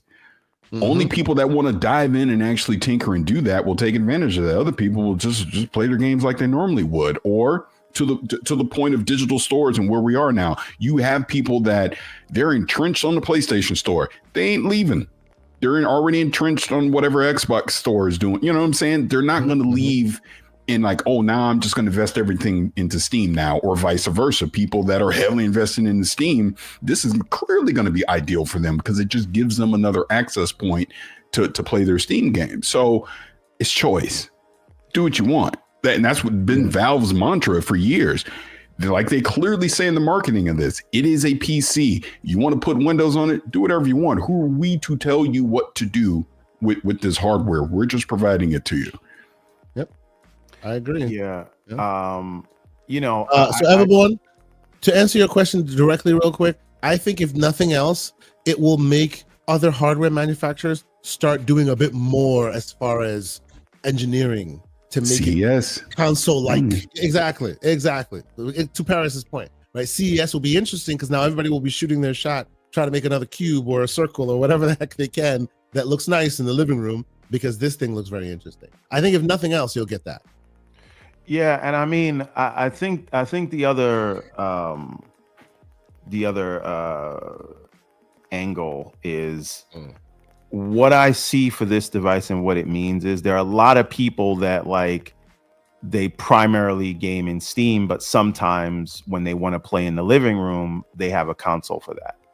And I think those people, devices like this keep them engaged in Steam that much more, which in a market for where time is currency, like the consumer's attention and time is currency, I think that does have an effect, right? Because if you have a user that today is like, well, I have a PC, a Steam Deck, and a PlayStation or an Xbox, and I play the PlayStation or Xbox when I want to be in the living room, this device is going to say, well, now we got you in the living room too. Now, how big of a percentage that is, it may not even be single digits. I don't know. But I think for that person, it keeps their time over within the Valve ecosystem and away from the other consoles. And I don't know. But the reason I asked the question is, so this box is not going to have any subscriptions tied to you playing online. And I don't see a world where you have a hybrid device on the PC side and those devices require a subscription to play online. So now you're going to have two players in the living room under the TV sitting right next to the PlayStation. And the PlayStation is going to tell you, I'm going to charge you for online. And these devices are going to be like, yeah, but you don't pay that here. And we have those PlayStation games. Mm-hmm. And again, maybe people's comfort in the platform they're in overcomes that. Mm-hmm. But I don't think it's nothing. I don't know. I don't know what it is, but that's the thing that fascinates me the most about this, and just the on-point messaging that Valve has had. And it seems like people really love this as an idea. Yeah, I don't disagree. There is an intangible something that will come from this. I think it's intangible because it's not directly translating to like console to living room, like moving of the business models or anything like that. I don't think that all of a sudden tomorrow now Gabe cubes are in every living room. I hope that their relationship with GameStop continues so that we might see these things close to day one. We need it in Best Buy. That's where we need it. True, but that's not going to happen anytime soon. That's just not, right? But they did go to GameStop at some point. They started selling secondary on that market, and they started doing some things there. Hopefully, day one, you could see these at a GameStop. That's at least as close to brick and mortar as we're going to get. Otherwise, I do see this like, doing pretty good as compared to the deck, but probably not too much more, because how in order to get the attention of those people who may want to buy this thing, it needs to be at those brick and mortars, I think, right? So but to Paris's point, maybe this is the different world that we have not seen before, where they start themselves selling this on their website, and then the ones that Lenovo and Asus make are the ones you see at Best Buy, right? But those will also be there. Yep.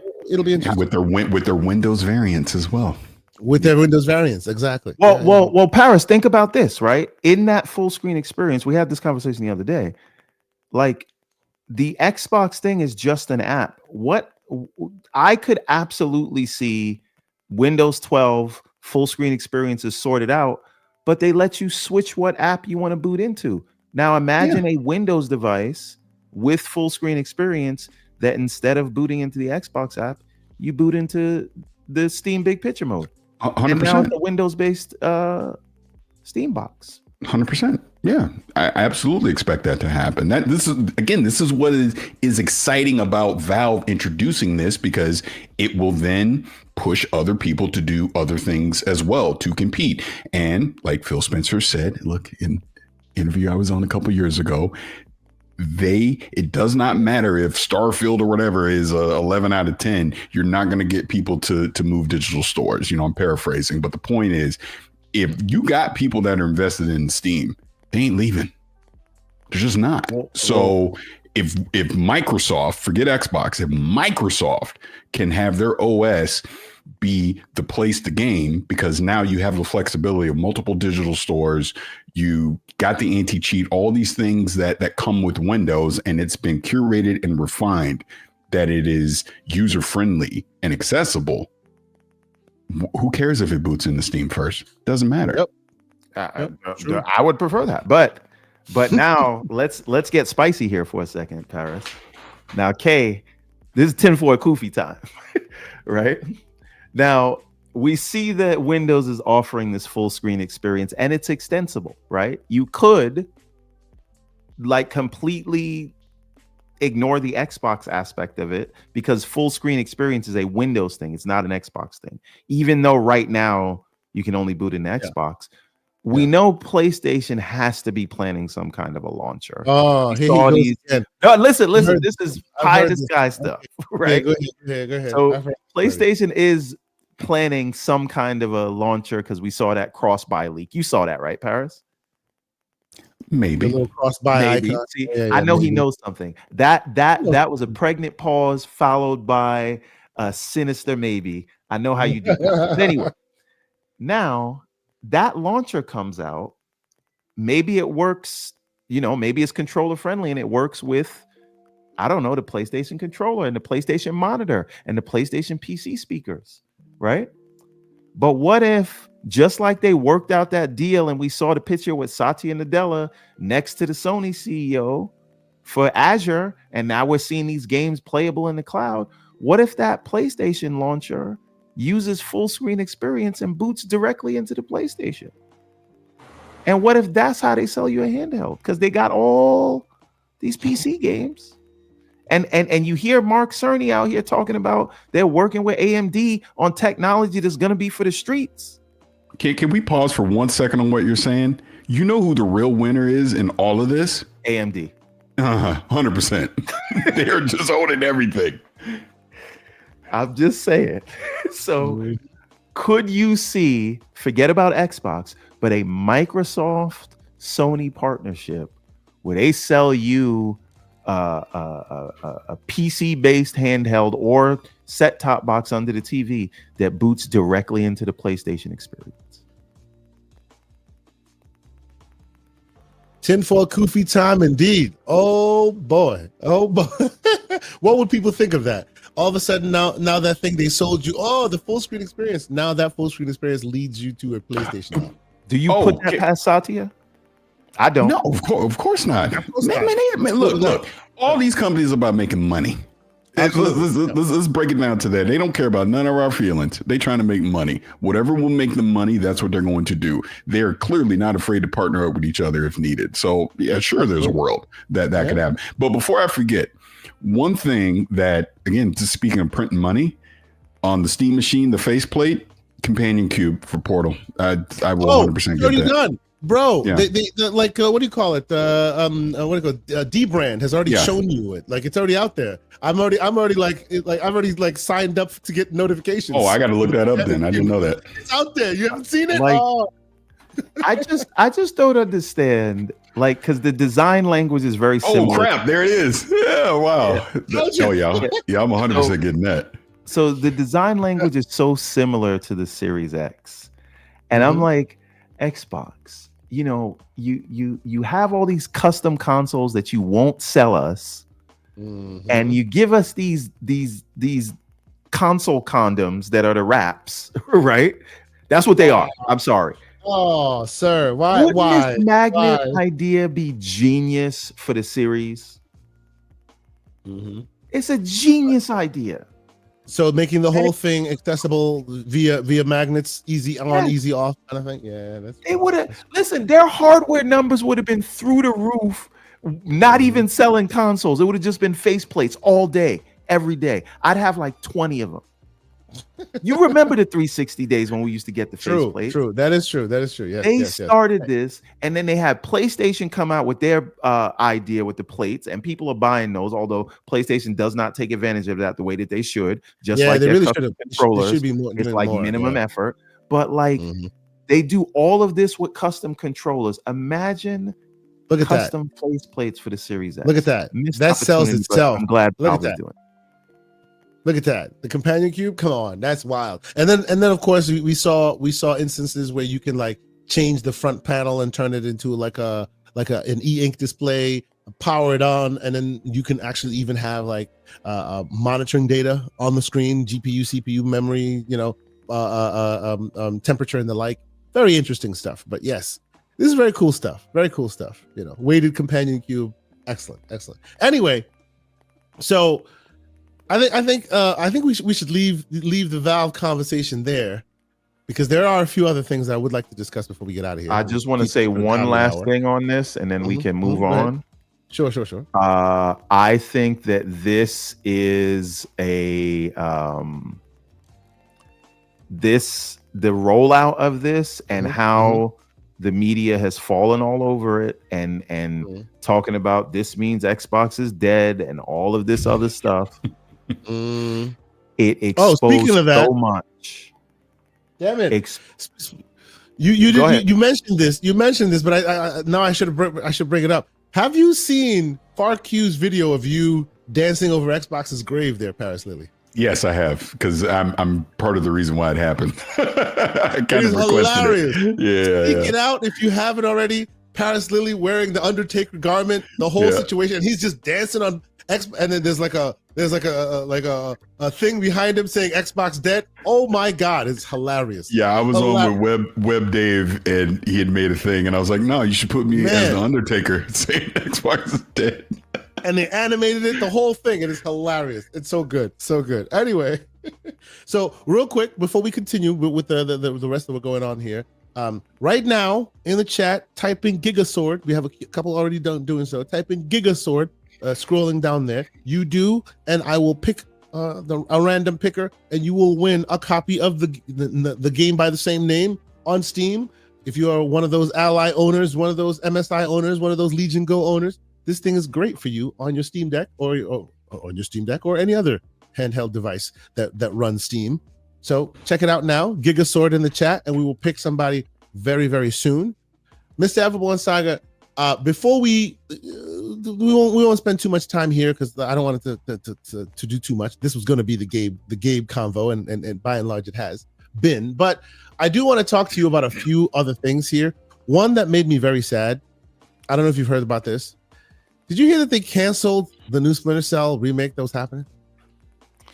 I heard someone come out and say that wasn't true. I saw a tweet of someone from Ubisoft saying that when they worked there, it was something else.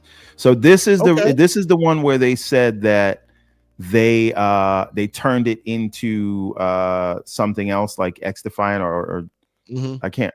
Oh, yeah. So that's the one that's been canceled. Is that what you're saying? Like, so the one that No. What I'm saying is, it's this game that they're saying they canceled was not in favor. I'm not saying they didn't cancel it.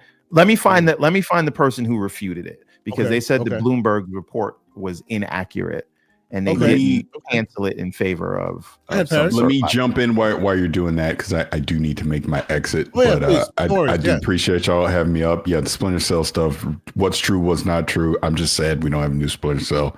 Just figure it out, Ubisoft. But no, I appreciate y'all having me up, man. And again, great discussion, and looking forward to those pre-order bundles when they come. Listen, now, I'm saying this right now. When the Steam Deck came out, I ordered it on day one and didn't get it till 6. Like, I can't remember how many months after it released, because they were taking orders when they knew they didn't have any more. And so I hope that this year, yes, I was in the same boat. Or this time is better. Yep. So agreed. Paris, before you go, I must ask you, next week, episode 200, please join us. We would love to have you jump on. Oh, of course. Something crazy. Gonna be wild. Probably a long episode. Yeah, I'd rather come to your 200 in Umbras. Yeah, of course. Oh man, that's just wild. He's just doing the most right now. Thank you for being here as usual, sir. Thank you. Y'all have a good show. Yes, sir. Thank you, Paris. All right. So Mark Rubin, who is, if I check his profile, executive producer on Play X Defiant at Ubisoft San Francisco, previously known for being EP on Call of Duty. So Mark Rubin says, I saw the rumor from Bloomberg that we were working on a Splinter Cell game before switching to X Defiant.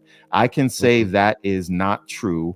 When I got to Ubisoft, they had been working on a game for a year that was very ambitious but was struggling to find the fun, and it was not Splinter Cell. I then canceled that one and let the team pitch any game ideas they wanted. There were some ones cool, but I felt the scope and difficulty were too hard on some ideas. So we stuck with an arena shooter and found the fun quickly.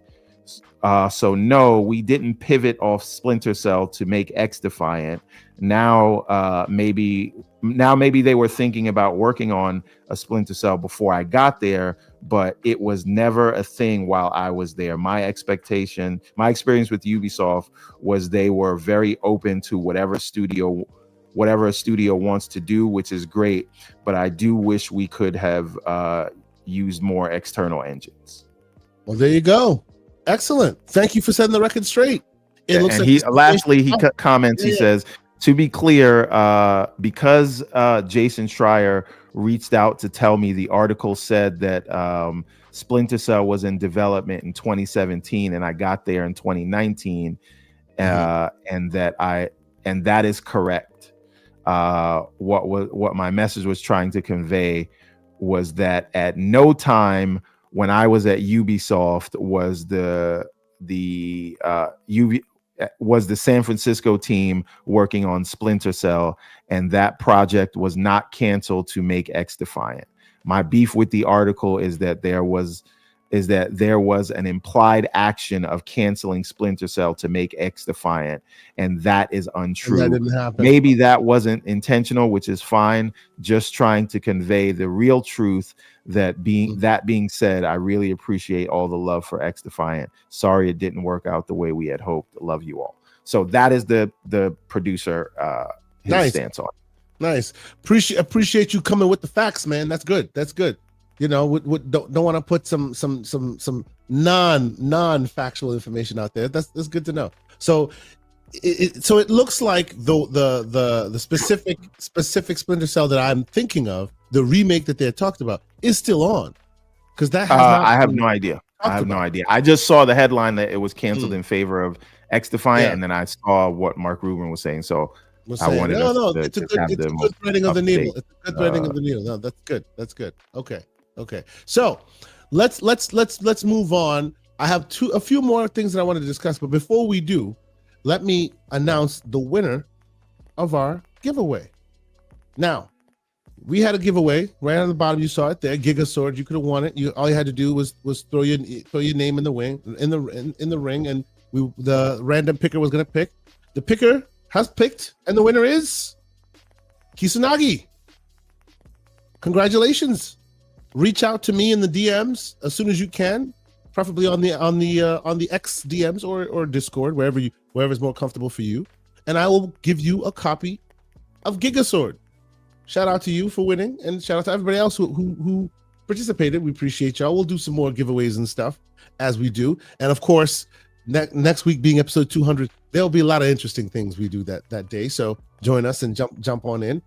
Before we continue, let me close the poll, because we had a poll up, and the poll was asking you, GameCube, you buying one?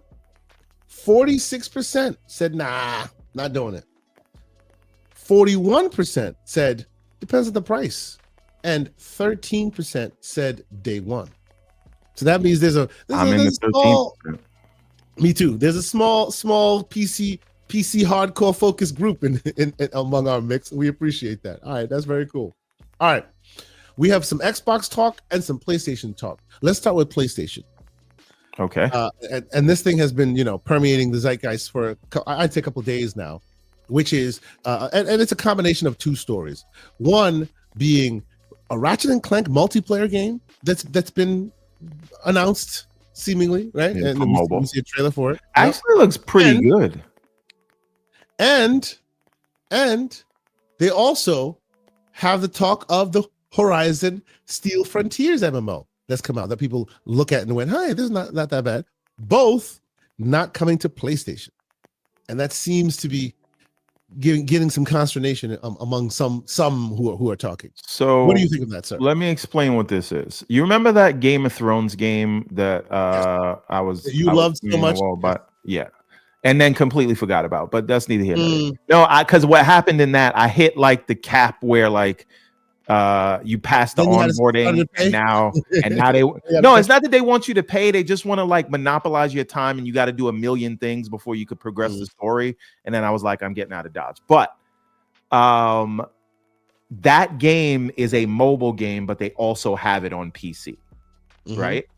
It's not on consoles, and I think this is the same kind of thing, because who this game is targeting is not really sort of this audience. I think because it's on PC, people are getting it like they're like, well, if you could do PC, why not do the PlayStation? Why not do the PlayStation? But are you guys gonna play it, right? And I think the people that this is targeting specifically is not the crowd, because if this game is only on PC and mobile, I'm telling you, it's probably going to be full of microtransactions, and you people are not going to be happy about it. Also, I'll say it is not going to look anything like this on mobile. I'll tell you that right now, because the Game of Thrones game looked like this in the previews, and when you get it on the device, nah.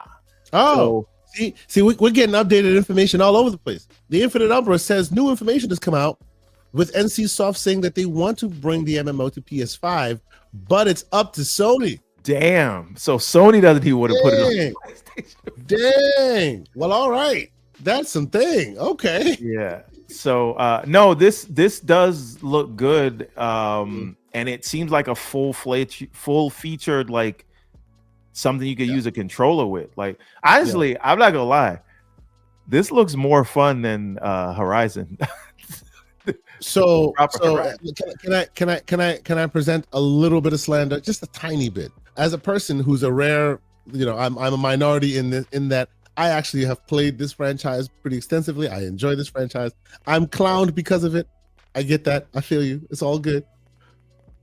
One of the reasons I liked this franchise as much as I do is that there was diversity in culture that's represented here. Like in the games, this group wears this kind of clothes, they look this kind of way, they perform this way, they do these, they specialize in this way. This other group, they're very, very distinct groups, and it's kind of an allegory for life and all of that, right? Obviously, it looks like that has been removed away by and large for a specific kind of look, and yeah, to but me, I mean, that's a little bit minus. One is made by Western developers. This is made by Eastern developers. And again, but it's the same IP, and that IP is known for that. So it's also not on the same place either, right? So it's true. This is made for that market, and it seems like they're making it specifically for that market, because like we're not playing these kind of, And by the way, Face BKNY brings up interesting information. He says the MMO is only playable through the purple emulation for PC, which that is true, by the way. I checked the app, Purple, and they said it's available to PC through Purple. Is that an emulator or a launcher? It's NCSoft's launcher, but I guess the NCSoft's launcher will emulate the Android code or mobile code to Windows code using that launcher. That's probably another reason why it's not on Steam. Okay, let me ask you a question. Will this emulate a translator? Will this work on the Steam machine? Probably. Yeah, probably. There's a lot going on there. Well, if you run it on Windows, sure. This is all geared towards Windows, so it probably won't work on Linux. I don't know if it's streaming the translator. So it's almost like the Steam machine won't play all your games. They said it could. And now, by the way, about it. Yeah, Hidden Rogue Studios. I was just trying to say that without saying that, but I'm just gonna keep it moving, sir. I'm just gonna keep it moving. And by the way, Slow-Mo, I see you in the chat. I see what you tried to do, and I notice. I find it funny that you only jump in to correct the record when you hear somebody saying something in favor of Xbox. You never jump in when it's other platforms, but we can have that discussion another day, Slow-Mo. I see you. Oh boy. AKA join the Discord, ladies and gentlemen. Discord.gg/TGCP. Yeah, you want to hear what happens there. That'll happen in the Discord, most likely. But all right. Hollywood Rules. He's been a member for 8 months. Thank you, good sir. He says, good morning, Graybeards. From the moment the Steam announcement dropped, you guys were appointed TV for the definitive. Wanted to hear your points on it. Thank you, sir. We appreciate that. As time draws near, you're gonna see us. We're gonna be about that life. You know, we're gonna enjoy that. We're gonna show you all the things we can, and hopefully try to get in the room where it happens and get some coverage for it. He also follows up with a $2 super chat and says, fully agree, this helps Xbox more than it hurts it. I agree as well. I think it's an interesting time to find ourselves in. Oh wow, I gotta stop the show real quick. The great Black Skeletons in the house. What's going on, good sir? It's been a minute. The Longhouse Gaming Podcast is not upon us these days, but I still remember it fondly. Shout out to the great Black Skeleton for being in the house. I hope people are checking him out on his Twitch. I see you doing Twitch streams from time to time. Great brother. I appreciate you. So Everborn Saga, sir, what are we saying? Are we saying that this thing could be great? Is this their new way of doing the live service thing? Because obviously Xbox is doing it their own way. These guys seem to be farming it out. For me, this looked like NCSoft asking for a license and getting a license. And that's probably why. I mean, I think this is why Sony sued. What do you call it? Slow-mo. Yeah. You getting called out because I was just trying to make a point, and you saw all of these. They was talking about the Xbox when the Steam machine got mentioned for no reason. You saw it, and now you acting like that came out of nowhere, like I'm making it up. That's why you. Oh man, here we go. No, you do not correct the record equally, and people can back me up on that. So you saying anyway, he is a pony? Is that what you're saying? That's absolutely not what I'm saying. I'm not saying that at all. I'm saying then why are you saying that he's only saying stuff when people are saying stuff bad about Xbox when it's incorrect? Slow-mo stays silent and eats popcorn.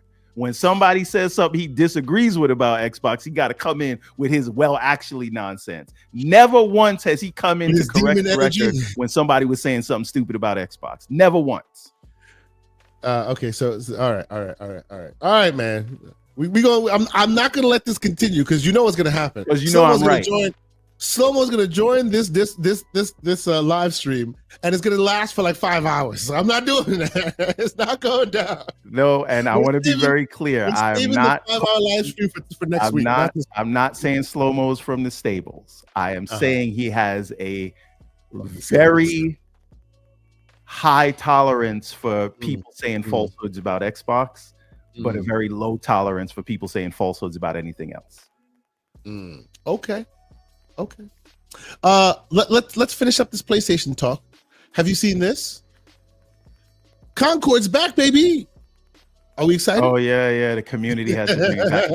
I remember this is my old school PC gaming days. You remember the Matrix game? Remember when it went offline and then people brought up their own servers and then that's how you could get into it? Of course. Yes. This is cool, man. Like I know slander, Concord, whatever.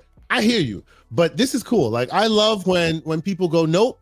We love this game or whatever. We want to see it continue. So we're going to do what we can to get this thing back to life. And by and large, they've done that. Question is, when do the Sony ninjas descend? I hope it's not soon. I hope these guys can play it for a while. It's all right. I think Sony lets this happen and like sees if it grows a cult following. It won't.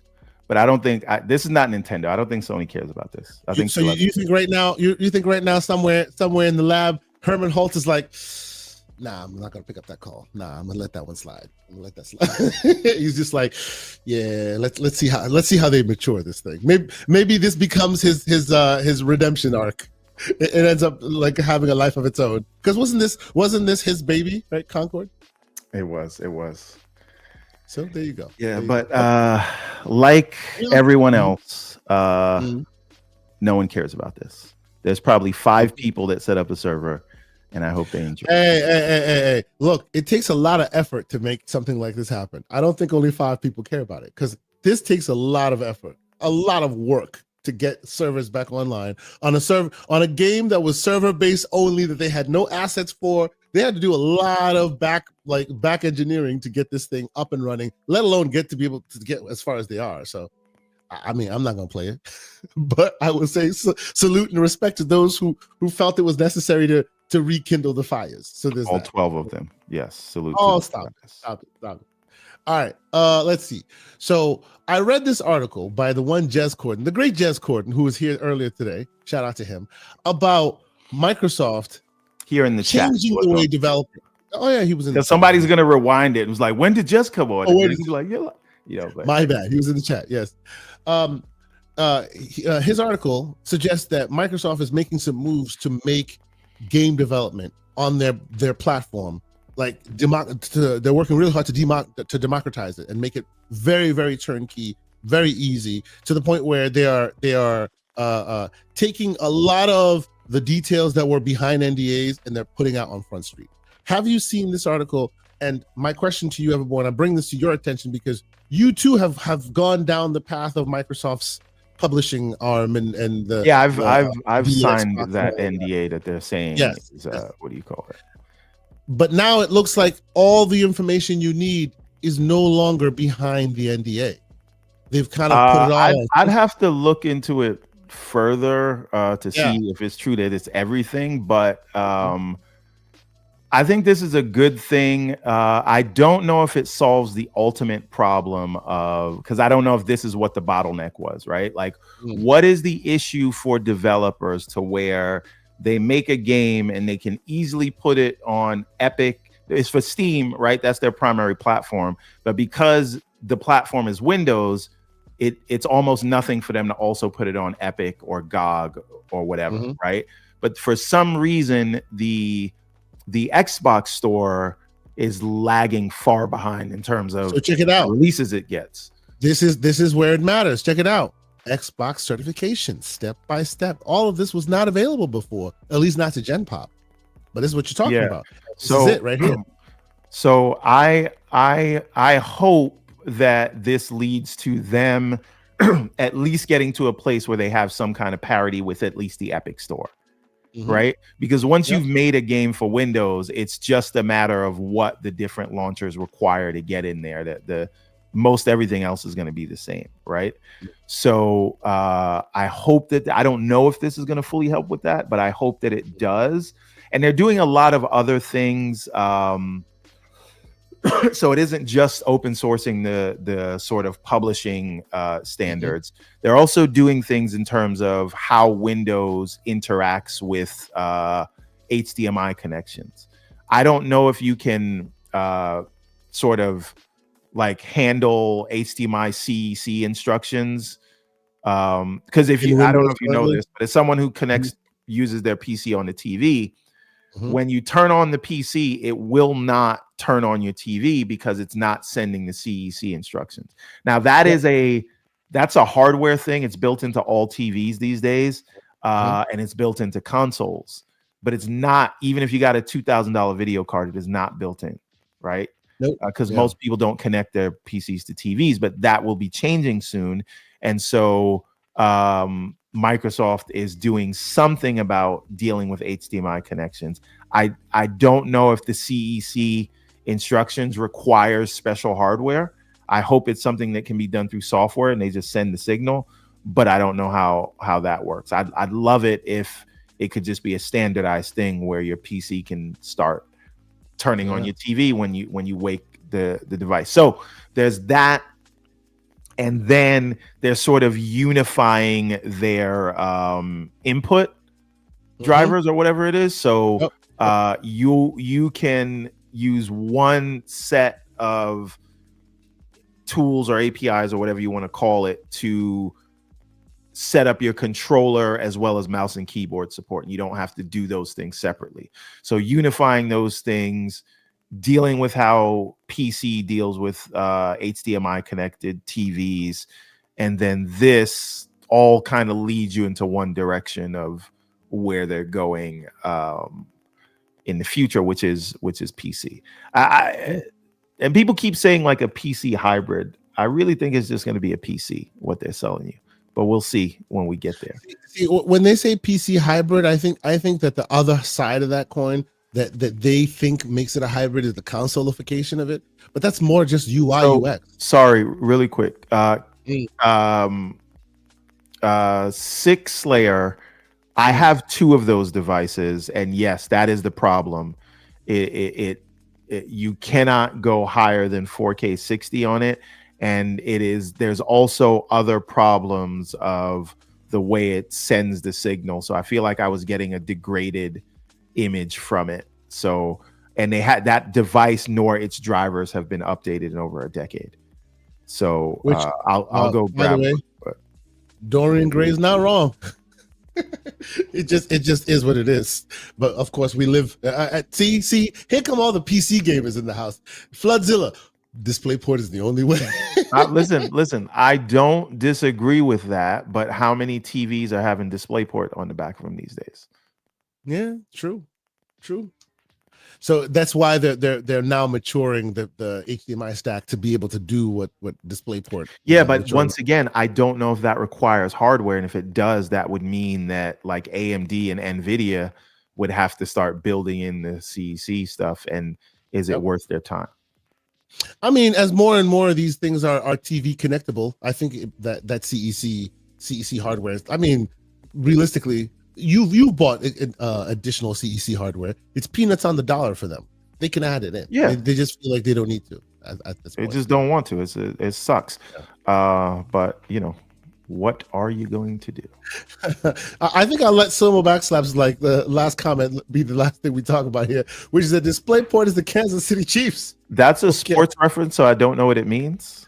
I do, and it's hilarious. But anyway, let's keep it moving. Okay, Kay, hold these guys hostage for a little bit. I'll be back in 30 seconds. Oh, okay. Well, we're getting towards the end of the show at this point. Before we do, though, is there anything we forgot to discuss? There's been so much gaming news, both in hardware and you know, all that stuff, that I'm not sure if we missed anything. I could sit there and talk about the Steam information for mad days. The problem, he says the HDMI is the Miami Dolphins. That is terrible, sir. Don't do that. Anyway, so anything else that we should that needs to be discussed in the realm of this hardware? No, Floodzilla, please don't do that. Floodzilla goes, not Flood, I mean, this is the Fuzzy. CEC adapter, by the way. Yeah. Slayer was talking about. Fuzzy Belvedere says, what about the state of play? That didn't happen, sir. At least not for me. I didn't even watch it, so. Yeah, I watched it. I was nonplussed. But then again, not every game is for every game. It's all good. But all right. So, Mr. Everborn Saga, I unless there's anything else that's out there, I think we could call it a day. The last thing I will say is play Gigasword if you're into 2D platformers. It is very good. Only drawback is there's no settings. Do not say you were not warned. Put Neon Inferno on your wish list. It's going to be out in a couple of days. It is also very cool, very stylized, very awesome for my handheld gamers out there. I am now super excited. I will tell you a cheap plug, because we are in the end of it. I am now super excited because cheap plug for me, first and foremost. If you are one of them Legionnaires out there, I put a video out because what did I do? I upgraded the back panel of my Legion Go. So as you can see, it's not what it normally looks like anymore. Now it has a 3D printed backplane. Why? Because I wanted to be able to do. I wanted to be able to, you know, increase the hard drive. I want to be able to get more cooling in it. And now the thing I'm super excited about is in about 5 minutes, I have Legion Go 2 controllers coming to replace my Legion Go 1 controller. I'm so glad you brought this up. Okay, yeah. Floodzilla, that comment is hilarious. Okay, so yeah. So there will be more. There'll be more in the realm of handheld talk, because I'll be doing one of these more tutorials and things coming soon. Go ahead, everyone. I have some handheld talk. Okay. Now we have like 5 minutes, so go for it. Yes, this won't take long. Shout out to Major. He put me onto this in the Discord, and I got it. Now this is the Ally X, the ROG Ally X, not the Xbox Ally X, right? Screen, go for it. Yeah, this is the actual Xbox Ally, right? Yep, and the old school Ally. Yep. what I've done here is added the BBL. Now this is from Oh. Breed Gaming, right? And it gives you these grips. I swear to God, this thing feels as comfortable as a Steam Deck now. It has these right here. Here, this is rubber, so it feels really good. It gives you grip on the hands. Like this thing now feels as comfortable as this, right? So if you have and especially Hollywood Rules, I know you were one of those that have a current Ally X, so you didn't upgrade. Get this. It is $24, right? It's you screw it in here, you screw it in the back here. Feels amazing. No, it's Breed Gaming. Pause. Not greed, but with a B, right? So Breed Gaming. Okay. Breed, BREED. Oh, okay. So BREED. Okay. Have a current Ally X. This is 24. It'll be the best $24 you ever spend. This feels just as comfortable as the Xbox Ally, and you don't have to spend $1,000. It's very good, very sturdy, does not slip out of your hands. You can get it on Amazon. Yes, Slow-Mo has it. So very nice. Very nice. Breed Gaming ROG Ally X grips, only $24. Comes in 3 colors, but black is the only one you want, so it feels like native. Okay.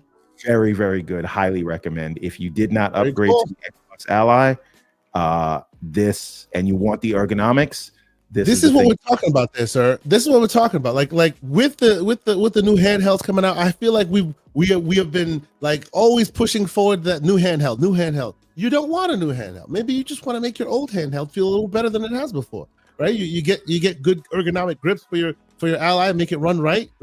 Or you increase the battery, like I did on this one. You change the controls, or you throw BBL on it. Or you throw BBL on it. Yeah, you let the old device shine. By the way, shout out to, what is this? Let's see, Bromain 5th Floor. Yes, sir. I agree with you. The MSI Claw is an amazing product. Which, by the way, check out my MSI Claw. I changed the thing, so it's no longer sandstone. It's now matte black. Beautiful thing. Another little modification you can do. I'm now in the mindset where we're not about the newest, latest, best. We like newest, latest, best. But we also like using your hardware to its fullest capability, giving you some mods. Listen, like at the end of the day, the Xbox Ally is great for me. But if you have a current Ally X, you don't need it. Yeah. Right. Yeah.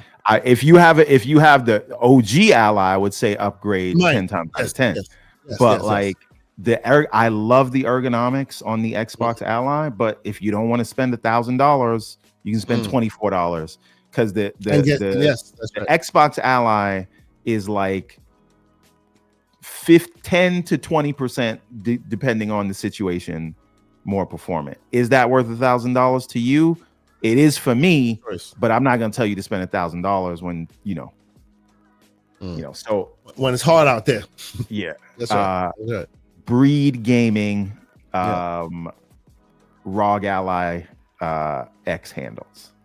You can't go wrong. All right, man. I think we're done here, sir. Adidas 20 been member for 17 months. He just decided to say salute. Salute to you, good sir. Thank you for being a member for so long. Sorry, Kay. It is. I don't know if I answered 6 layer. It is the Pulse 8 HDMI CEC adapter. You can use this if you want if you have a PC connected to the TV. If you want it to turn on the TV when it turns on, you use this. And I'll say this also works if you have a Bazite box connected to the TV. And it works by default. You don't have to do anything. On Windows, you have to add scripts to make it work. But yeah, it actually works better on Bazite than it does on Windows. We have the great Nerds and Other Legends, another great member of our community. $5 super chat. He says, random shadow boxing. Yes, Avowed can be boring, but I still want to play the sequel. And I love Xbox in all its incarnations. Damn, he's just out there. Salute to you, Nerds and Other Legends. And then the final super chat, Great Lucius Augustus with a $5 super chat. He says, I need a podcast episode where me and Everborn cry about the economy. I can't buy these handhelds if you're focused on making sure the bills are paid, bro. Truer words have never been spoken. It's hard out here, bro. You know, why buy a new handheld when you can buy a BBL instead? I'm just saying. Hey, man, there's a reason why we're adding batteries to our existing handhelds instead of buying the no, don't say we not friends, Kay, because you buying the new ones and you upgrading the old ones.